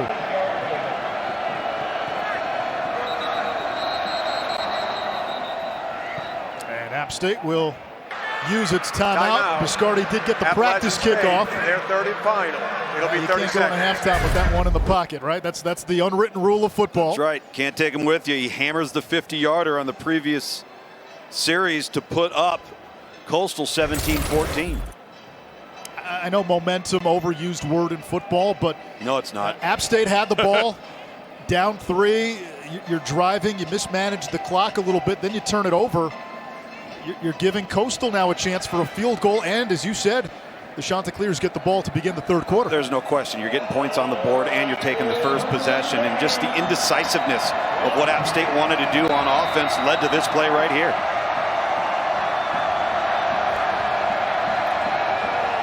Biscardi from 46. It's good. A couple of long field goals by Massimo Biscardi. And Coastal Carolina, looking for its first win in this stadium, takes a 6-point lead into the locker room. Listen, you know, these games come down to so many subtle small plays, especially when it's close. And every point now is going to count. So you blow the opportunity, App State on offense, to work your 2-minute drill, push the ball downfield. You got ultimately conservative, didn't handle the clock very well, which leads to a turnover. Those 3 points, we could be looking at those points, Anish, in the fourth quarter and saying, that's what happened here. Tiffany. Coach Chadwell, that Manny Stokes fumble recovery and leading to 3 points. How big of a boost was that for your team? Well, it's great momentum for us. We had, we're up 14-0. We let them right back in the game for some stupid stuff and be able to get stem the tide a little bit, get 6 points there, get the ball out of halftime. So not the best half, but we'll take it. It has been a tight one. What more does your offense need to do to separate themselves? Well, we got to stop doing stupid penalties. We've had good drives, and we've had 2 selfish penalties that has put us backwards, and they hadn't stopped us. We've stopped ourselves. So if we calm that down, I like our opportunity in the second half. Thanks, Coach. Thank you. Anish? Jamie Chadwell's been growing out that mullet. He told his team he would grow it out if they won a conference championship last year. Jordan, I want to see you grow one out. Anish, I need hair first. I mean, we'll get to the mullet. From Boone, North Carolina, it's college football primetime, presented by Ram Trucks. Mullets over mountains in that first half. 14th ranked Coastal Carolina, a 20-14 lead going into the third quarter at the Rock and Shroff. Tom Luganbill will be with Tiffany Blackman in just a minute. You go back to that first half, App State went for it twice on fourth down. They tried an onside kick, a lot of shots downfield. What does that tell you? Well, they know that jabs aren't going to win this game. They need to throw haymakers, and they've taken some chances. They've been very, very aggressive outside of the last drive in the last 2 minutes of the second quarter, which really surprised me. They've laid it out all out on the field, and for Coastal Carolina, they have had self-inflicted wounds from a penalty perspective that have really created problems for them, especially on plays that resulted in big chunks of yardage. Does Sean Clark go Sean Payton here onside to start the third quarter? No. And a fair catch is made. Coastal will bring it out to the 25, and we check in with Tiffany Blackman. I spoke with Coach Sean Clark coming out of half, and he told his team, we've got to play all four, impose our will, and take what is ours. And as for how Chase Bryce, how composed he's been playing, well, Clark said he's a fifth-year senior. That's why he's here. He's played in big games, guys. All right, Tiffany, Coastal will come out on offense. The most efficient offense in the country entering play. They were actually outgained in total yards in the first half. Grayson McCall, though, 7 out of 10, 176 and a touchdown pass to Cameron Brown.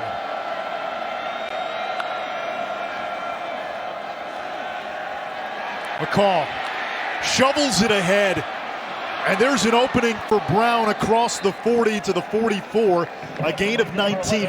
There's that pocket presence again. Make a play, kid. He's going to his right, trying to work through his progressions, tries to come back, pulls it down, and at the last second with the shovel pass. Who does he remind you of? I'll tell you, he reminds me a little bit of Justin Herbert. He's not quite as tall, but he's got that type of decisiveness. He's got the big arm to make all of the throws, deceptively good athlete. But that right there, I mean, that's you don't coach that stuff, right? A guy can either do that or he can't. On the ground here on first down, that's Jones. Picks up a couple. Coastal came into the game averaging close to 9 yards a play. Tops in the country. Well, when you're averaging 9 yards a play, there's a reason why you're leading the offense. Leading the country in total offense. 2nd and 1 is friendly to an offensive coordinator. There's no question about it. The entire playbook is open to you, and with this offense and how diverse it is and the challenges it creates, it gives you an awful lot of options. 2nd and 8 here. McCall pumps, throws underneath to midfield. It's caught, and the pile moves into App State territory. Hiley with another reception, his 4th. Boy, Grayson McCall threw that through a keyhole. I mean, there was very little place for that ball to go. Big 3rd down. Coastal told us they get across midfield, really past the 40 in minus territory. They're already thinking, hey, we're going to go for it on 4th down. So this is 4-down territory for the Chanticleers. Best 3rd down team in the country. McCall off play action, pumps, gets rid of it, and it's caught. It looks to be a little short. TJ Ivy, number 86. Let's see the spot, and there's a flag at the end. Pass interference. Offense, number 6. 15-yard penalty. Replay 3rd down. And pass interference on the offense. Javon Hiley. He's going to be down at the bottom of the screen right here, working down on the sideline. He's blocking, and he's blocking before the ball's in the air while a route's being run underneath as Grayson McCall's trying to dump it off to convert for the 1st down. That's a big play. That backs up Coastal.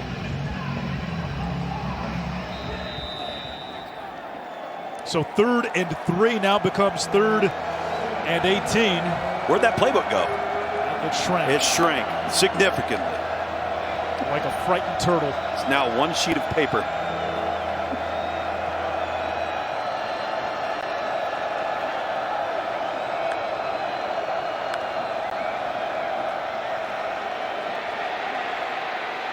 And McCall taken down after a pickup of 2. Caleb Sperlin got in there. It's 4th down. And how about Overson, the punter? Only 9 punts in the first 6 games, 2 tonight. He's got to keep those hammies warm. Make sure he doesn't pull something. He's not getting a lot of work this season. But again, I go back to the knee brace. If you wear a knee brace and you're punting the football, let's go. Thomas Hennigan waits at his 22-yard line.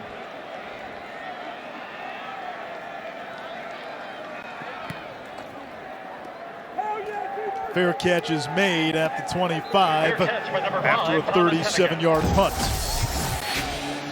We kind of take a look at some of the turning points. The first touchdown on a much-needed drive. Coastal Carolina was up 14-0. Then App State head coach Sean Clark gets aggressive.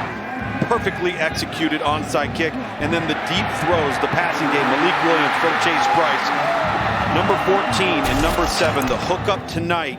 Coastal's going to have to come up with a second-half answer to prevent some of those explosive plays that Chase Bryce and this App State offense has presented. And the last half of that second quarter, Coastal was able to take away Malik Williams in the vertical game.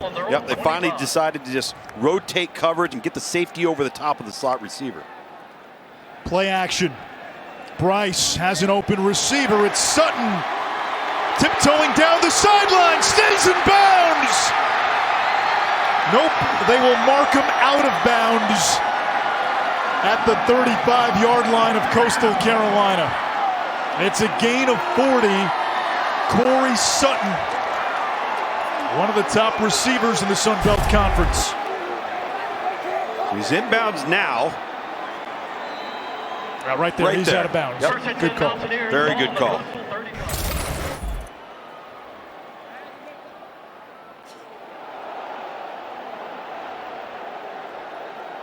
Sutton came into the game second in the conference in receptions, fourth in receiving yards.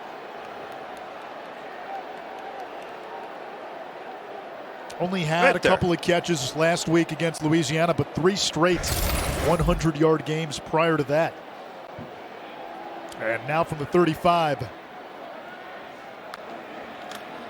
Out of the pistol, there is Nate Noel, leading rusher in the Sun Belt for a loss. Tiffany. Corey Sutton told me that he began building his relationship with Chase Bryce the day he found out that he was coming here. They FaceTimed, they talked about the offense, and then they got together during spring ball and on their extra time just to continue to get on the same page. He said they've been picking it up every week, and he feels like this should be their best game. You transferred 7 times as a quarterback. How much does that matter when the receivers do that? I think it's big. I think you're forming camaraderie. You're starting to gel. You get a sense of, how you're going to have to throw to different guys with different body types and different skill sets. And the more work that you can get in, the more accurate you're going to be, and the more you're going to be on the same page. Bryce with a clean pocket down the sideline. It's caught for a touchdown. Nope. Incomplete. Sutton went out of bounds.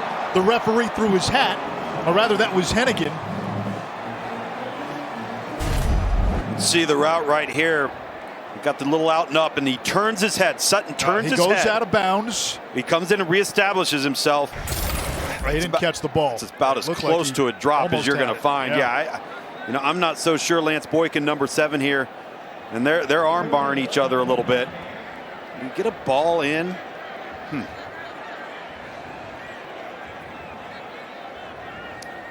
Nevertheless, 3rd and 11. 3rd and 11. Malik Williams, the motion man. The give is to Noel. And that call told you this was 4-down territory all the way. Yeah, there's no question about it. Got 2 plays in the book right now, and you know where you're going to be. You know the hash mark you're going to be on. You're lined again. You go right to your seat. These are the calls we like. 4th and 4 to 6.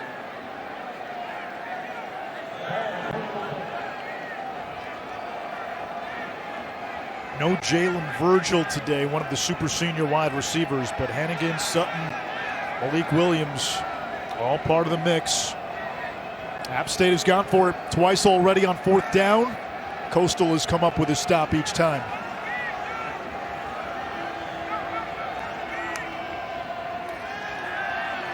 Bryce looking for Sutton, a lot of contact with Boykin, and we get a flag.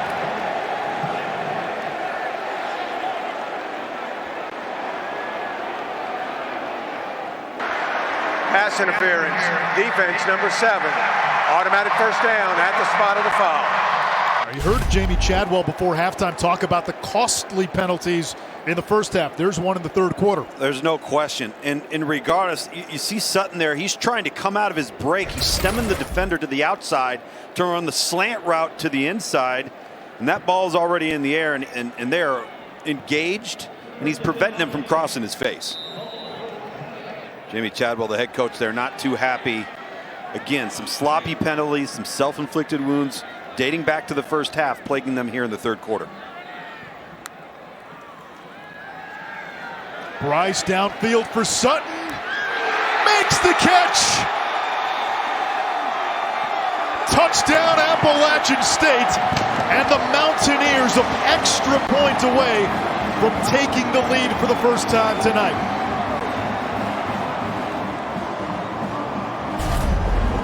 Well, he's making up for what I thought was a drop 2 plays ago on a well-thrown ball from Chase Bryce. This is equally well thrown. Secures the ball. Gets a foot inbounds. And Sutton making plays to redeem himself and get App State on top here in the third quarter. The PAT is good. This Coastal Carolina defense did not give up a passing touchdown until last week. App State's hit them for a couple today, and the Mountaineers lead for the first time tonight. Bill will be on the field in Bloomington, Ohio State, to take on Indiana. Buckeyes written off after struggles early against Illinois, lost to Oregon. They've turned it around. C.J. Stroud playing some terrific football right now. Yeah, 10 touchdowns, 0 interceptions the last couple of games. And quite honestly, when you lose those games they lost a year ago, you lose opportunities to get reps. He came into the season with no reps. 7 weeks in, you're starting to see the player he can be. Coastal Carolina trailing for the first time tonight. Manny Stokes is dropped well short of the 20.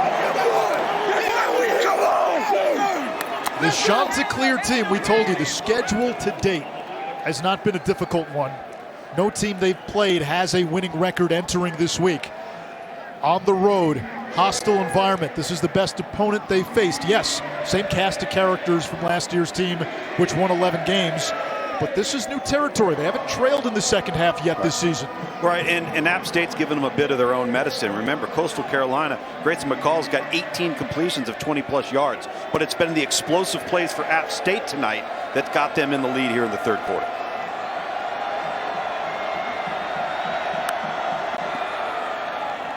First down, McCall flips it to Isaiah Likely. And he runs out of bounds near the marker. He'll get the first down.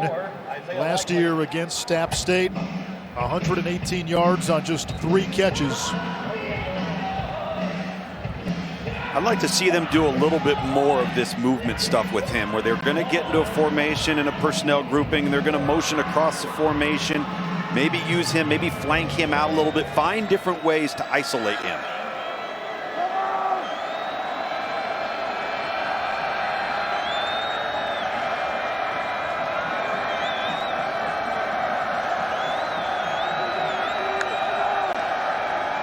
To the running back, Reese White.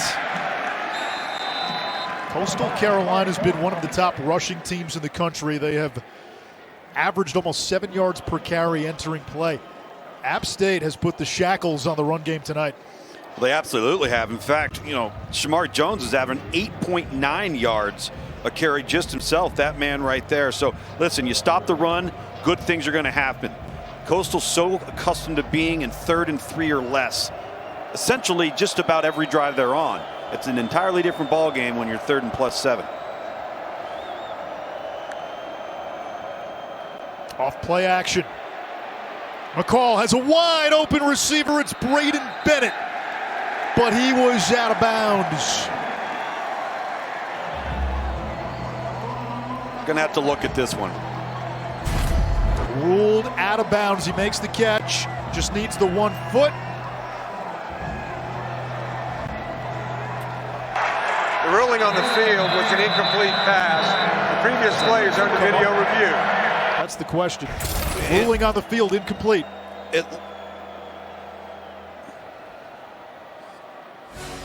They will review. We'll take a break. Call this a catch on the sideline. And right here, you're going to see the right foot's down and the ball is being possessed. So once that right foot's down, the ball has been hauled in. It now does not matter that the left foot went out of bounds because he's continued the act of the catch. That's a good replay official, good call. Give Coastal Carolina the first down. And again, who loves 3rd and 10 more than Coastal Carolina? They came into the game converting 45% on 3rd and long. Coming into the game, they scored a touchdown on 60% of their drives. 60% of the time, it works every time. That's right. Now let's see if they draw Blackbeard's delight here on 1st and 10. They'll run the option. McCall keeps it. And he's to the 45. Give him 3.5. Second down. The Chanticleers offensively, they are known for big plays, averaging an explosive play on more than a fifth of their snaps. Not necessarily tonight, though. And I think, you know, when you talk to Dale Jones, the defensive coordinator, you're gonna hear Coach speak. Got to stop the run. Don't give up explosives. All right. And he was a little different with us this week. Yes, we can't give up the explosive, but what we got to do is affect the quarterback in his face on passing downs, and they've done that multiple times tonight. Out of the backfield, here's Reese White, and upended across midfield. A hard landing near the sticks. This will be close. It appears though he's got enough for a first down. And they move the chains. This was the same play that Coastal ran about the middle of the second quarter for about a 35-yard gain that got called back because of the personnel penalty on the guard, Willie Lampkin. And it's so difficult to cover because you've got the arc loop motion and then you've got two backfield actions showing your run, and then the ball's out of the quarterback's hand so fast. So they got you running to the sidelines, tongues dragging. Jones, the running back behind McCall. Now White in motion. Could be an option play. They'll throw. McCall sidesteps the pressure, has an open receiver. It's caught. It's Hiley. And a red zone opportunity for Coastal. You brought this up at the very beginning. They give you the option look, and they tack on RPO on top of that. And there it is. And look at the poise and composure and the pocket mobility. The best thing about what Grayson McCall did right there was when he was under duress and he had people around the ball, he kept both hands on the ball, kept it tight to his chest, and then found the next passing opportunity. That's just, he's been skilled well, he's been coached well. How long before this becomes the offense we start to see all over college football? Well, everybody's going to start stealing it, right? It's a copycat game, and you're going to start seeing little wrinkles here and little wrinkles there. McCall out of the backfield. Reese White inside the 5-yard line. First and goal. But I will say this, and Willie Corn, the offensive coordinator, quarterbacks coach, you know, he said, listen, you can't put your toe in the water in this offense. You got to go all in or don't run it because it's a lot. And you're asking your kids to do a lot, and they've got to learn a lot. And again, we're talking about a shotgun spread triple option offense with a heavy RPO run pass option offense and a quarterback that's good enough as a runner, but really he's a passer. And Dale Jones, defensive coordinator for App State, said, based on their personnel, we have to recognize which aspect of that they use.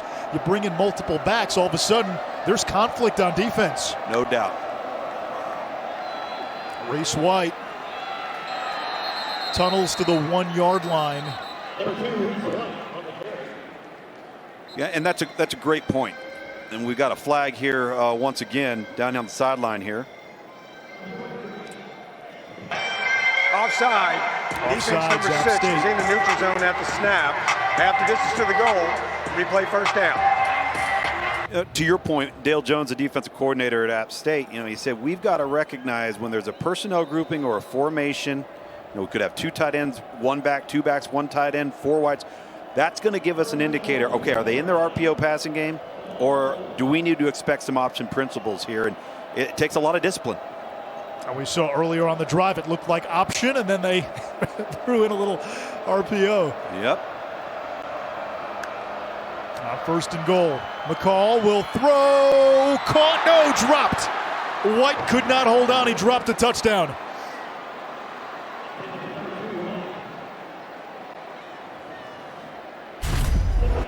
You're going to see him right here, and he's going to go out to the flat. You're going to see a token fake in the backfield right there, and then 10's going to come back. And I bet you Grayson McCall wishes he could have had that back to just throw a little bit more air under it, just slightly more, so it doesn't lead. It doesn't lead the back to the sideline so far. Third drop by Coastal Carolina.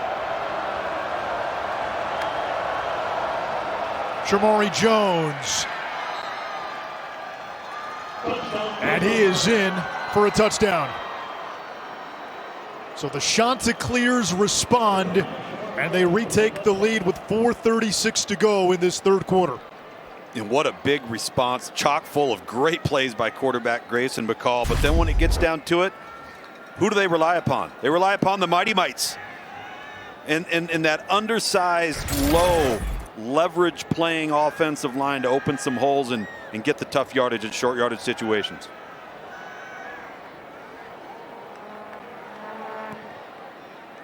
Extra point good by Biscardi, 27-21.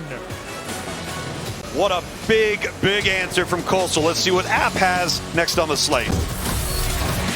Carolina, Kid Brewer Stadium, and it's Coastal Carolina, 14th ranked team in the country, undefeated with a 6-point lead on App State. Coastal jumped out to a 14-0 lead. App State rallied, tied the game at 14, and the Mountaineers took the lead in this third quarter. Coastal's taking it back. Tucker snakes to the outside and stiff arms his way across the 20. All right, let's take a look at the slate for the Thursday-Friday games in Week 8. You're a Group of 5 school. We know Cincinnati's in the driver's seat, number 2 right now in the country. SMU also undefeated.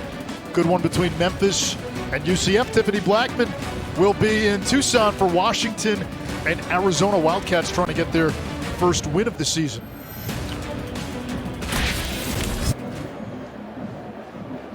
We're starting to see now the reverb from Oklahoma and Texas going from the SEC to the Big 12.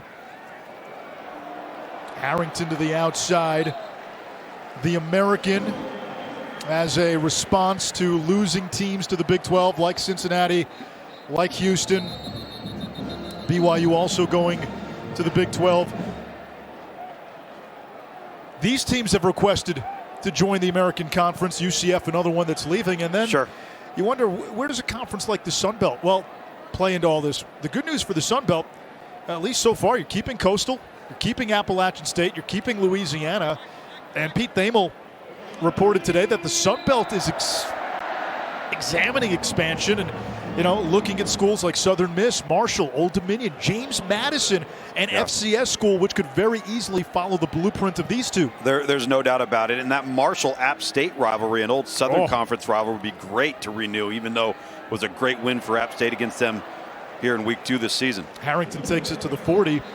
And when all the dust settles, depending again who you take and if you can keep your own members, the Sun Belt has a chance to emerge from all this as maybe the top Group of 5 conference. Yeah, and if you're the Sun Belt, you're looking ahead to say, okay, how do we become the conference that's perceived the way the American has been perceived over the last few years? And you target good teams and you make it attractive for them to join the conference. Harrington again. Most work he's had this season, only his second game.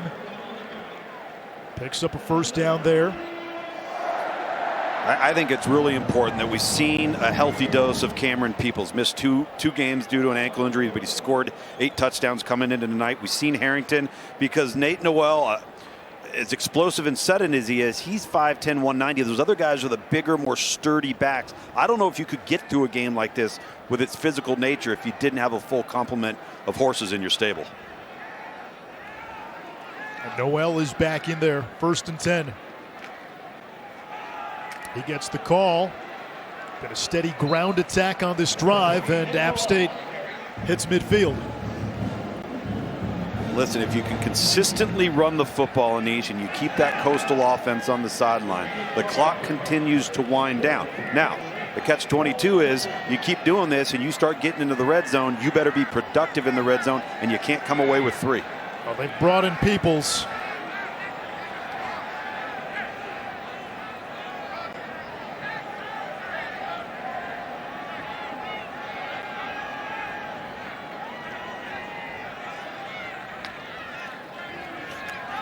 And they'll feed Peoples, who Amtraks his way for a first down. Tiffany. Talking about the running backs, well, when I spoke with Nate Noel, he told me getting Cameron Peoples back, that's huge. He said we all feed off of each other, rotating, that we've just got this dynamic back grouping there. And he said we all do different things. It's not a drop-off. And that last part, 3 different running backs that give a defense 3 different things to account for. Peoples breaks free. Touchdown, Cameron Peoples. Tied at 27.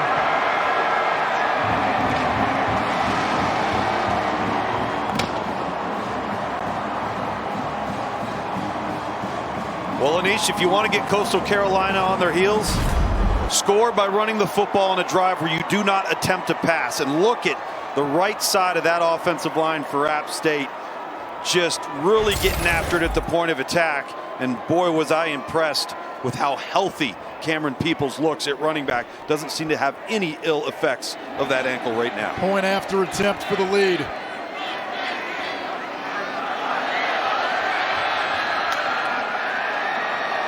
And they struggle with the snap in the hold, and so we're tied at 27. That's why they call it the Fun Belt. 1:43 to go in this third quarter, tied at 27. Well, you got the snap, you've got the hold, and oops. What happened? I'm not sure what happened. I don't know why he didn't follow through with the act of the kick. Oh, that look sums it up for the Mountaineer faithful. And you know, you go back to the first half. What did App State do? They threw the ball downfield. They stretched this Coastal defense. And this is the formula, right? You soften them up. Sure. You make them afraid of Malik Williams downfield, and now you use the running game as a battering ram. Well, it's all a numbers game, right? So in that first half, Coastal felt comfortable not playing with the center fielder or maybe anybody in the middle of the field. So they gave up some of those one-on-ones while loading the box to try to defend the run. Now, to your point, Coastal's backed up and they've got two safeties on the hash. That's light in the box. What does App State do? They decide they're going to turn around and they're going to run the football because now they have a numbers advantage. Do you have enough in the box to handle how many we have to block you? And it's simple math in many instances.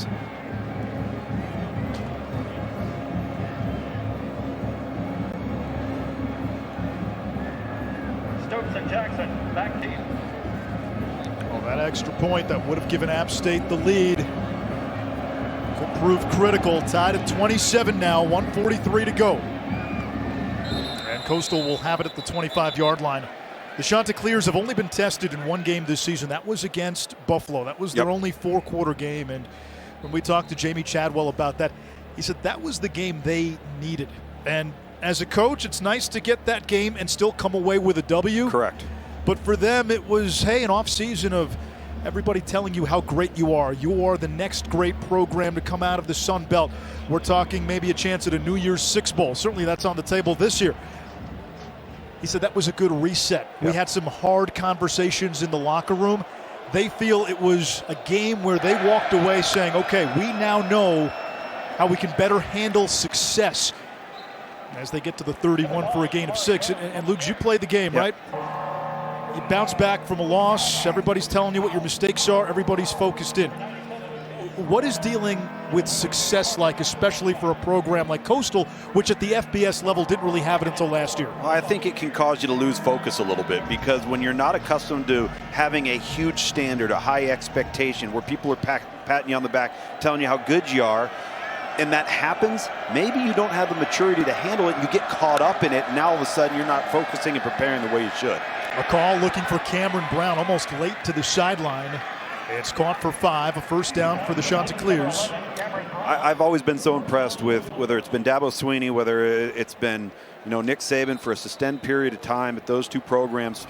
Their kids know that every single week, if they don't bring their A game, the opposition's going to, and they're at risk of losing. They've been able to deal with expectations and meet and set and play to their own standard. This is a program in its infant stages. They're working through how to do that now. They've done a great job to this point. 6-0. But it's not going to get easier. It's going to get harder the better they get as a program.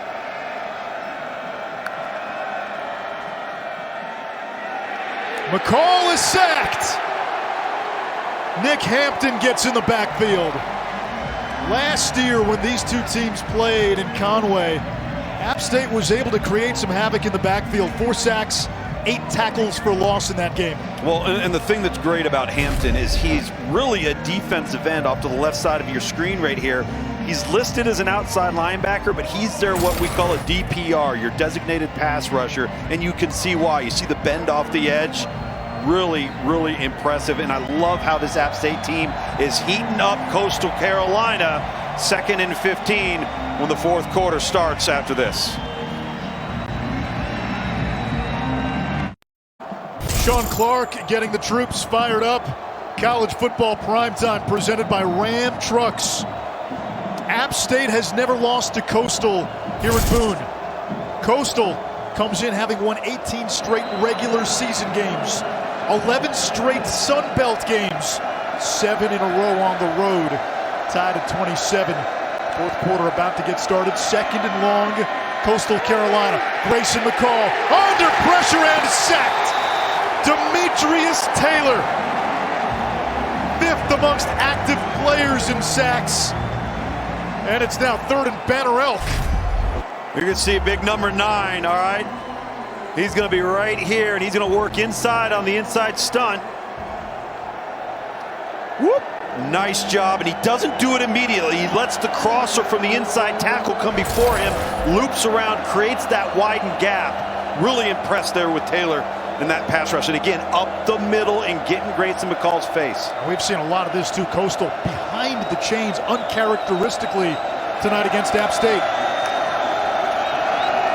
Running the option. And Reese White devoured by Nick Hampton. This App State defense starting to feed off the crowd. Officials get in there quickly. The punt team will come on. App State will get the ball with another chance to take the lead. Not only another chance to take the lead, they're very likely going to have terrific field position. So for the first time in this game, we could see an App State offense actually play, all right, with a shorter field in front of them. They haven't done that. If you look at App State's drives, the majority of them have been long, patient, well-executed drives.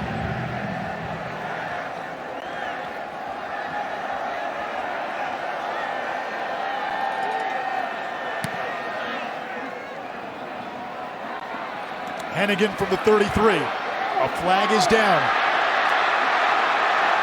He's got midfield and tackled at the 49 of Coastal Carolina. Penalty marker back at the App State 39.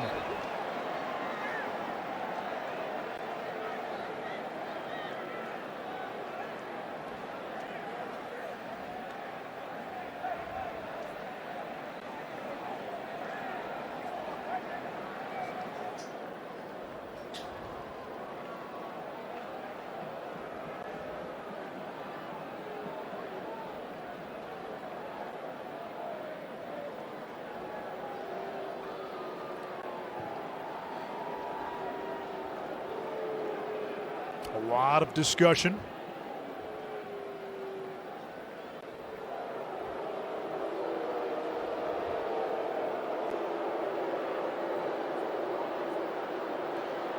Well, the mic wasn't on, but it's a personal foul against App State. And what I believe they called on the personal foul was a player on the sideline as one of the gunners that was running down to cover that punt for Coastal Carolina may have been blocked out of bounds, and a player on the sideline for App State may have interfered with or impeded his ability to come back into the field of play. So there goes any chance for prime field position. Yeah, I mean, it kills you. You get the great return. You're going to start at midfield. You've got all the momentum. The crowd's behind you. And you get a silly penalty like that. Look at where you're starting now. You're your own 15. Takes a little bit of the air out of the stadium. A stadium that has a lot of air tonight. Yes. 31,061 in attendance. 4th largest crowd in the history of Kid Brewer Stadium. And on a Wednesday night, no less. Gotta love it. Might be a few people missing first period tomorrow. Malik Williams in motion. He's been quiet in the second half. And Cameron Peoples gets the call. Got a yard. Peoples had the long touchdown run that tied the game. And then App State on the extra point. Misfired. Didn't even get the kickoff. Snap and hold, and the kicker ran right up and ran past the hold. Take a look at the numbers tonight. Pretty impressive on the night. Very accurate downfield, but really the recipe has been running the football in the 3rd quarter. Bryce to the air. Has a wide open Williams. And a first down across the 40-yard line to the 42, a gain of 26. The career night continues for Malik Williams. Yeah, and you get the token phantom fake in the backfield. Malik Williams settles in nicely. He's going to run the seam route, and he settles in right behind it. Doesn't run to get covered. Chase Bryce throws the ball right on him, and now you're back to that field position we were talking about. 6 completions of 20-plus tonight for App State. Coastal had given up just 9 in their first 6 games. Harrington to the 45. Gerard Clark was there. Of the games that Chase Bryce has played as a Mountaineer, this is clearly his best performance from a consistency standpoint, from a confidence standpoint. And again, going back to when we first came on air, when he's in rhythm and the ball's coming out on time, he gains confidence. And now all of a sudden he starts to get hot, and he's been able to sustain that, which has been problematic for him in the past. Safeties cheating up for Coastal Carolina. And they read that all the way on the run blitz, a loss of 2. Silas Kelly, he and Teddy Gallagher, the Mohawk maniacs in that linebacking crew. It's 3rd and long, and you brought up Bryce playing well. Go back to his signature moment in his college career, Clemson's championship season, 2018, at home against Syracuse. You got it. Down 10, 4th quarter. Trevor Lawrence is hurt. He's in the game. They have a 4th and 6 that they convert on a 94-yard game-winning drive. Travis Etienne eventually scored what ended up being the game-winning touchdown. Yep. And that preserved the undefeated season. Clemson steamrolled its competition from there on out. On 3rd down, Bryce over the middle, incomplete. Christian Wells tried to bring it in with one hand, and it's 4th down. Well, that makes Chase Bryce 10 of his last 12, not able to convert, but to get that big completion back, get close to midfield, is really going to help the kicking game here. Because as opposed to being backed up on your own 20 in punting, now you're going to hopefully put Coastal Carolina on a long field. Got to cover here. You got to make sure you don't give up a big return and shift momentum to their sideline. Xavier Subach will punt it away. 24-year-old Australian. And Hiley the fair catch inside his own 20. 10:34 to go in regulation. Tied at 27 at the Rock.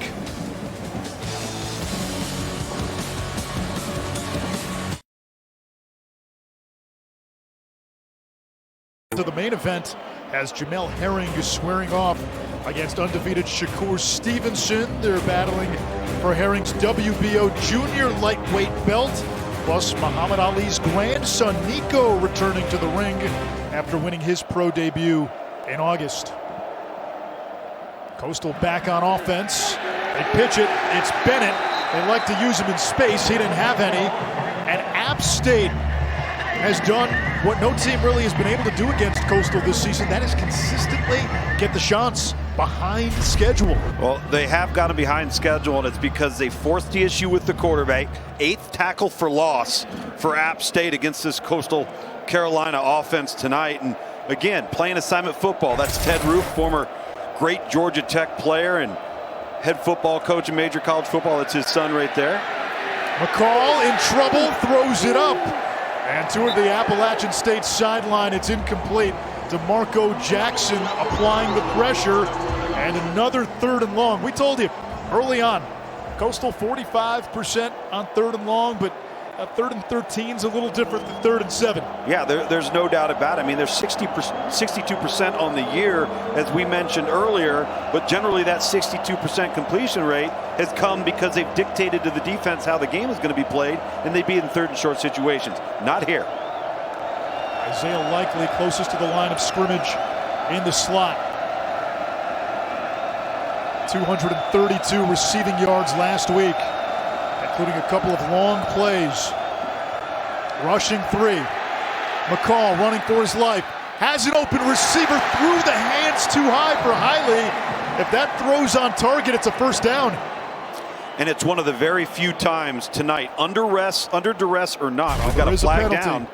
And it's going to be against Coastal Carolina. And declined. And one of the few times we've seen him outside of the pocket, not make an accurate throw. He's been so accurate. He's been able to make plays off platform and went outside of the pocket. That one just a bit high.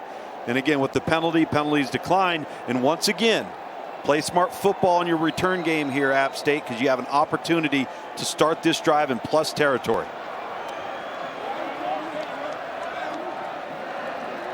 Sean Clark telling us that you bank on a veteran team when you come off a bad loss the way App State did, losing by 28 on the road to Louisiana last week. They've responded today. He reminded his team, hey, we've won conference championships with a league loss before. Fair catch called for. Hannigan makes it at the 43-yard line. Still tied. 9:40 to go in regulation. A fun belt finish coming. Let's go. Let's go. College Football Primetime is presented by Ram Trucks, Motor Trend's Truck of the Year for the 3rd year in a row.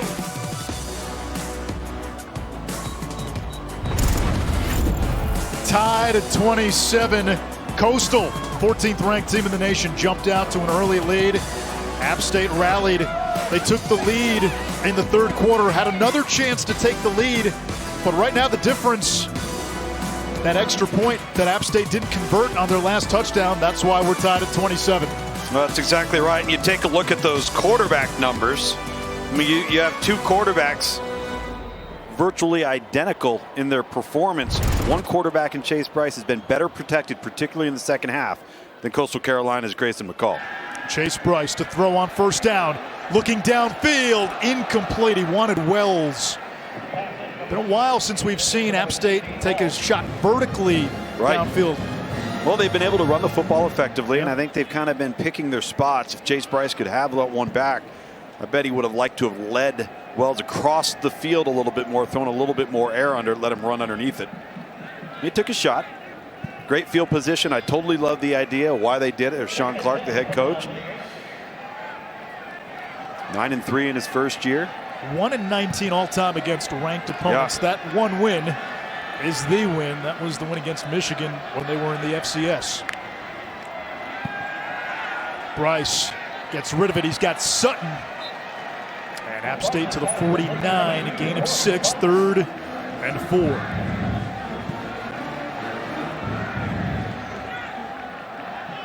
App State earlier this season took Miami down to the wire. In 2019, they beat South Carolina and North Carolina.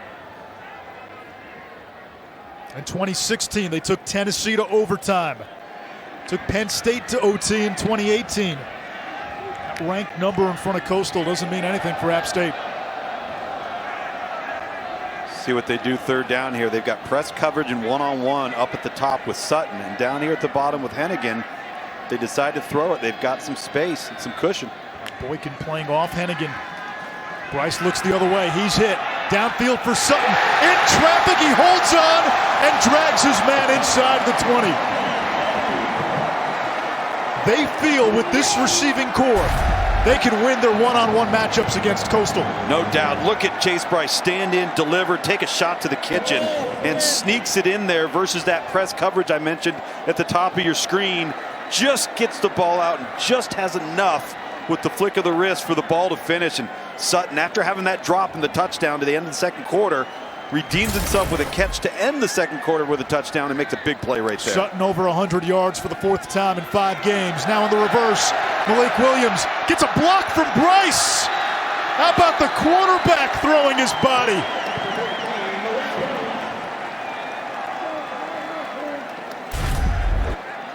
Little razzle-dazzle for you. Now Chase Bryce, you see number 7 is going to lead for Williams. You've had a great day through the air. Now you're going to see him on the ground.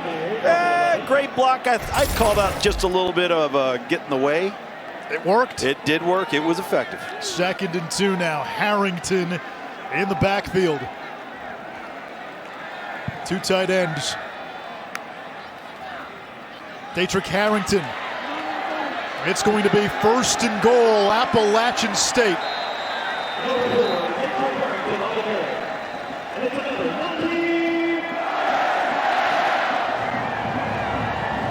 It's off defense in this football team with App, to your point, and not only the loss to Louisiana, but how they played and how they lost the game. They've been awfully resilient here tonight. And this is the first time, hey, listen, Coastal Carolina, top 15 team, all right, haven't had the most difficult schedule. The opponents on their schedule, at least the FBS opponents, are 9-22 with a combined record. So you knew they were going to be challenged. This thing's in the fourth quarter, going to go down to the wire. Let's see who's got the final answers.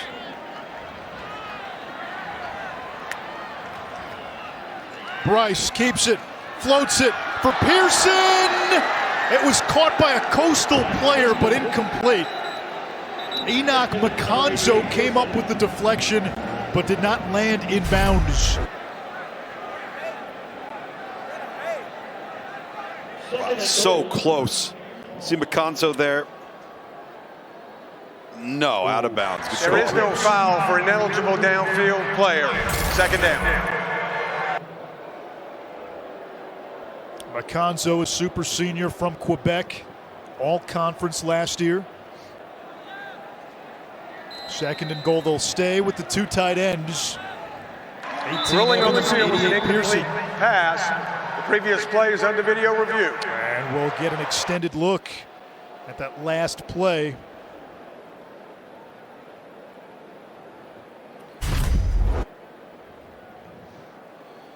Got to be looking at the knee, I would imagine. Where does the knee come down?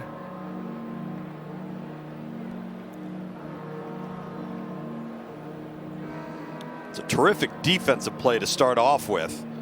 And that's not going to be an angle that's going to give you any definitive evidence. And regardless, I don't think he secured the football.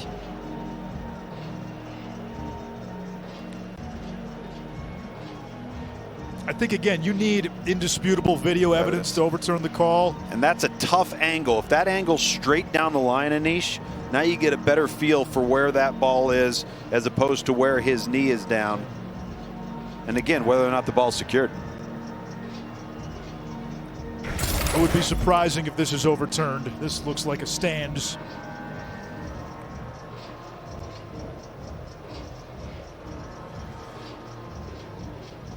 That man right there, Jamie Chadwell.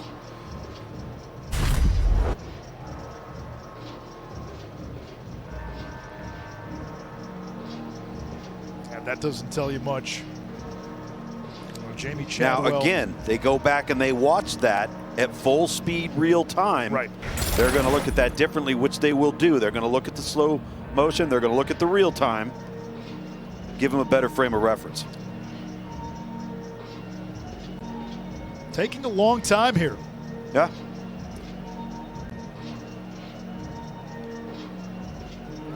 I would have to imagine off of what we've seen there, they know where the knee's at. All right, they know where that's at. They're now trying to determine whether or not he secured the football. When the knee goes down. When the knee goes down, all right, and prior to hitting the ground as the ball then pops out.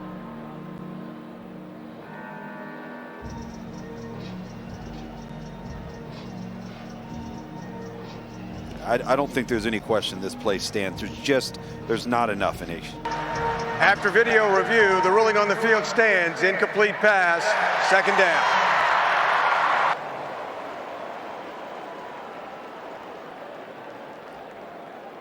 Did you hear that collective gasp of the crowd? These fans have been on their feet. They've been loud. We're a little bit quiet in the first quarter when Coastal Carolina got off to that 14-0 start, but they've gotten themselves back in it. They've got Pearson now. Harrington lost the football. It's on the ground. And Coastal covers it up. C.J. Brewer recovers the fumble. Rolling on the field is a fumble recovered by the defense for a first down. Well, let's take a look at the botched exchange right here between Bryce and Harrington. Harrington just muffs the football, puts it right to the ground. As C.J. Brewer, Johnny on the spot, picks it up, and a huge defensive stand, a huge turnover. And now App State's got to come up with an answer on defense. And moreover, Anish, Coastal Carolina's got to start sustaining some semblance of a productive offensive drive. They have been stymied for the bulk of this second half. They have not really had a run game today, and App State has been getting this offense behind the chains. Almost did it again. T.D. Roof, you mentioned his dad, Ted, longtime D coordinator in the college ranks, one of the most respected defensive minds in college football for a long time. Former head coach at Duke as well, and a Georgia Tech great as a player. Take a look at the plays, the first 2 drives of the game. You look at the last 7 drives, and really just can't seem to get in the rhythm. That's one thing this offense has been able to do, is stay in rhythm, stay ahead of the chains, dictate to the defense how the game's going to be played. It's been anything but here tonight. 2nd and 9. App State in man coverage over the middle, highly on the deep slant. A first down across the 25-yard line. 18 yards for Javon Hiley. This is a really good throw. The token fake, pop back, ball's out. And if that ball's late, you've got a host of black jerseys there that are either going to be in a position to tip it, be in a position to pick it off. But number one, the timing, the anticipation, the trust in knowing what he's seeing. Grayson McCall, I think, has an opportunity to be special in just a sophomore. App State crowding the line just a bit. And again, the run game goes nowhere. A loss of 2. DeAndre Dingle Prince getting in the backfield. And do you just abandon the run at this point and give it to Grayson McCall and say, this is now on your shoulders? Well, I do think you maybe start to get a little more creative with your passing game, because Grayson McCall has been under duress. It's been a struggle for him to throw and be as efficient in the pocket as he's been accustomed to being. So maybe you move the pocket, some bootlegs, some naked type stuff. Try and get Isaiah Likely, your big tight end, involved in the passing game.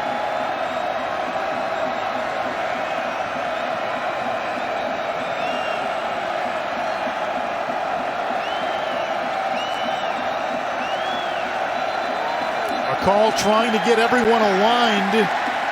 And some communication issues. A timeout used by Coastal. They've got 2 left. 4:48 to go.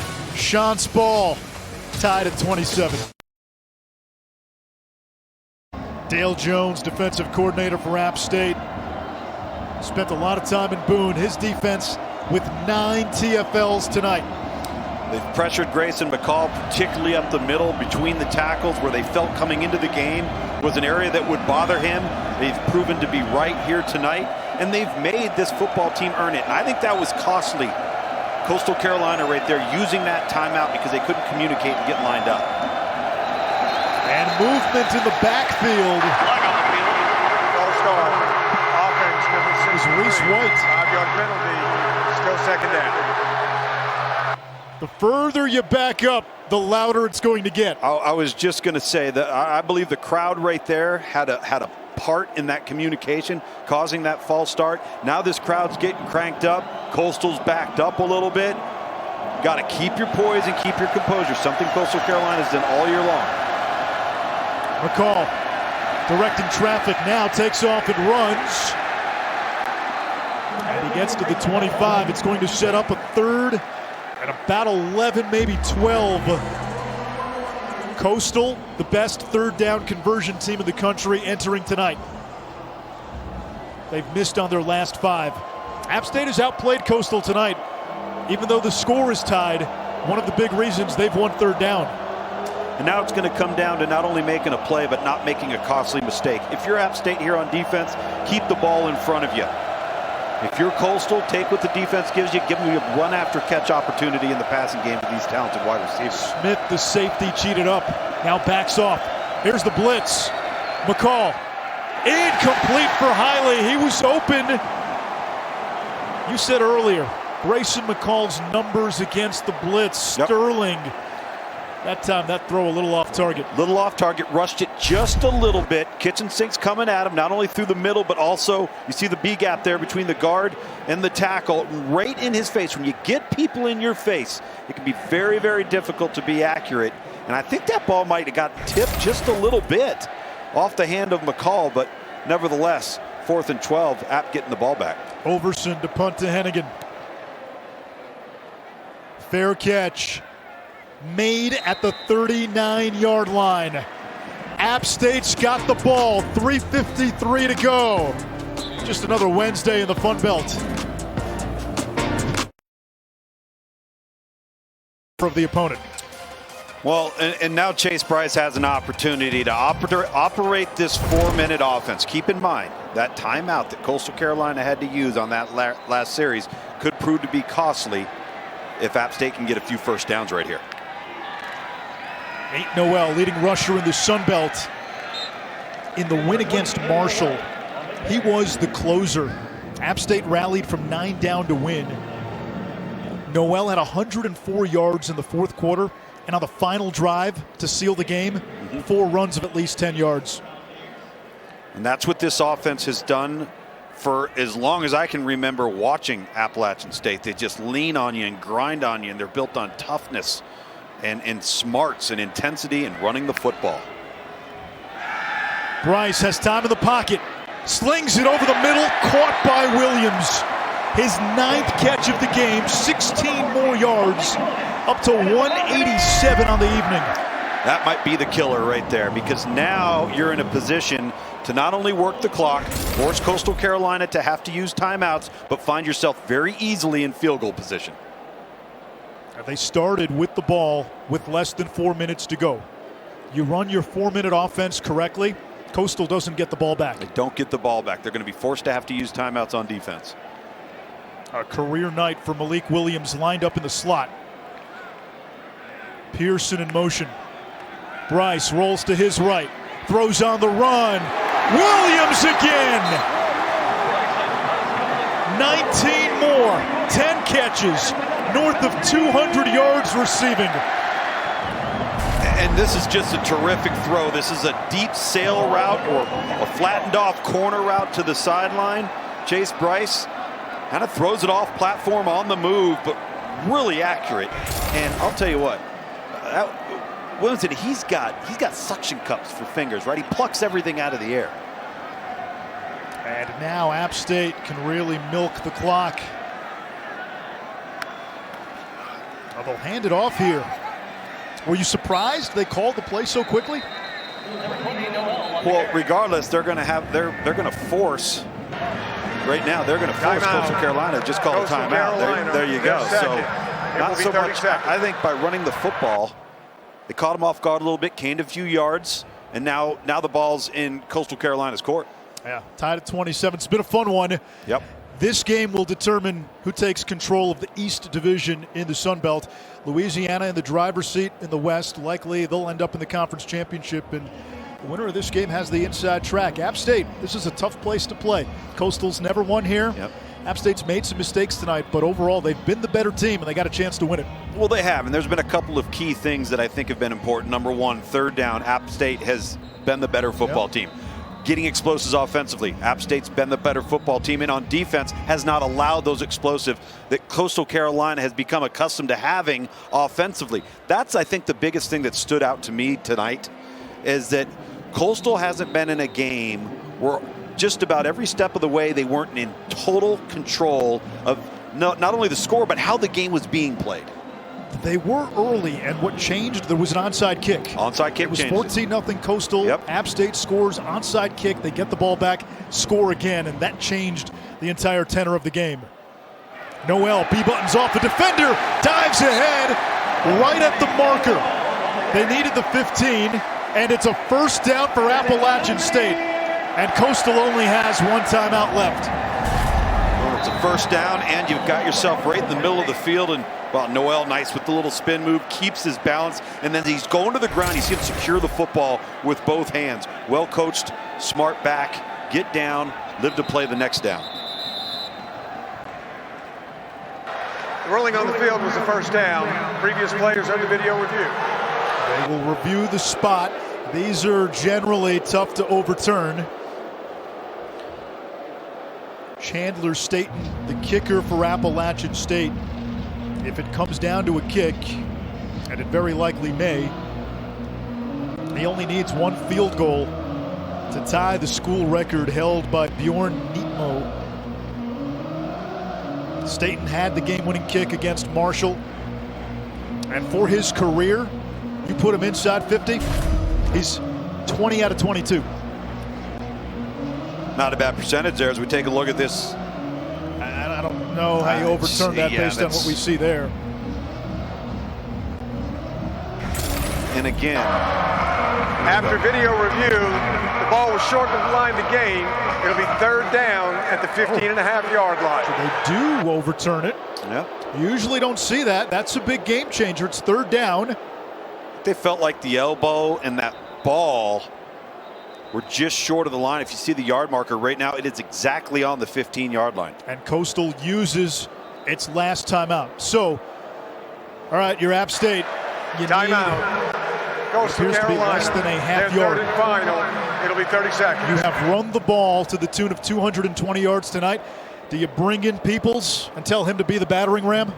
I would, and then the question becomes defensively for Coastal Carolina. And I know we're only on, what, the 16-yard line.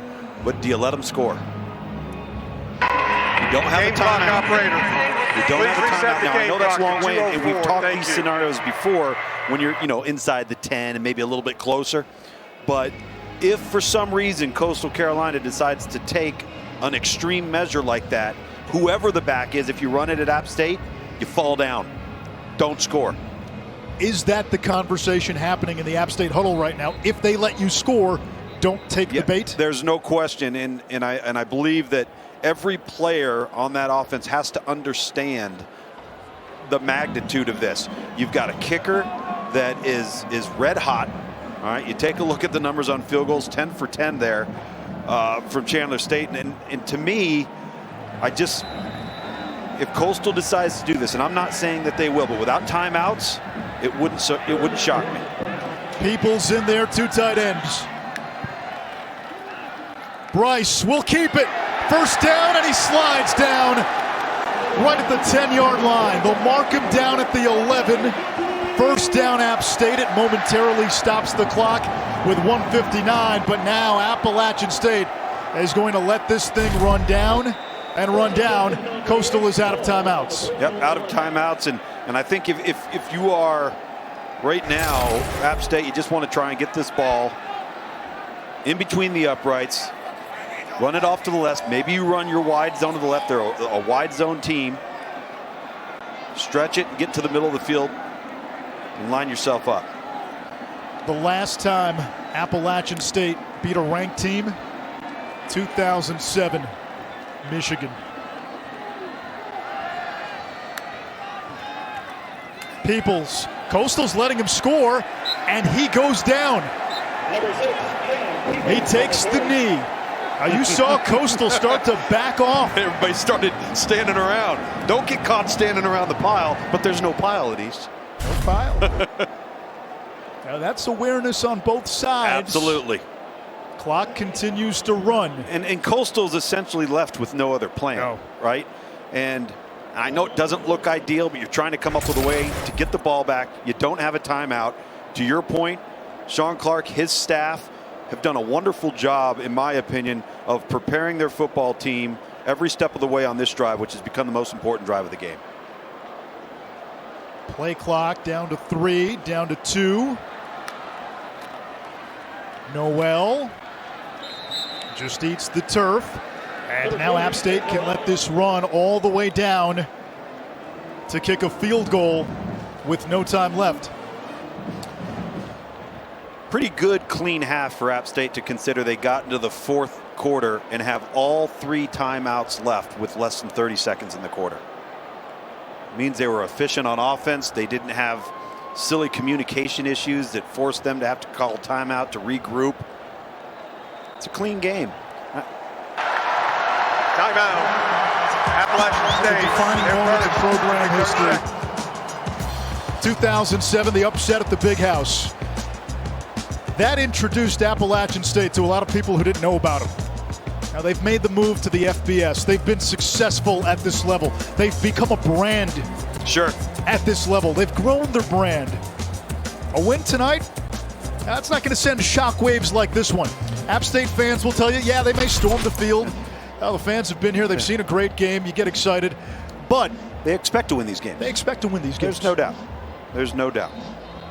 They almost took down Miami earlier in the season on the road. We told you in 2019, they beat South Carolina and North Carolina. In 2018, they took number 9 Penn State to overtime. Took a top 10 Tennessee to OT in 2016. Chandler Staten to tie the school record for made field goals and for the win. Kick is up and good! Appalachian State knocks off number 14, Coastal Carolina, and here come the fans.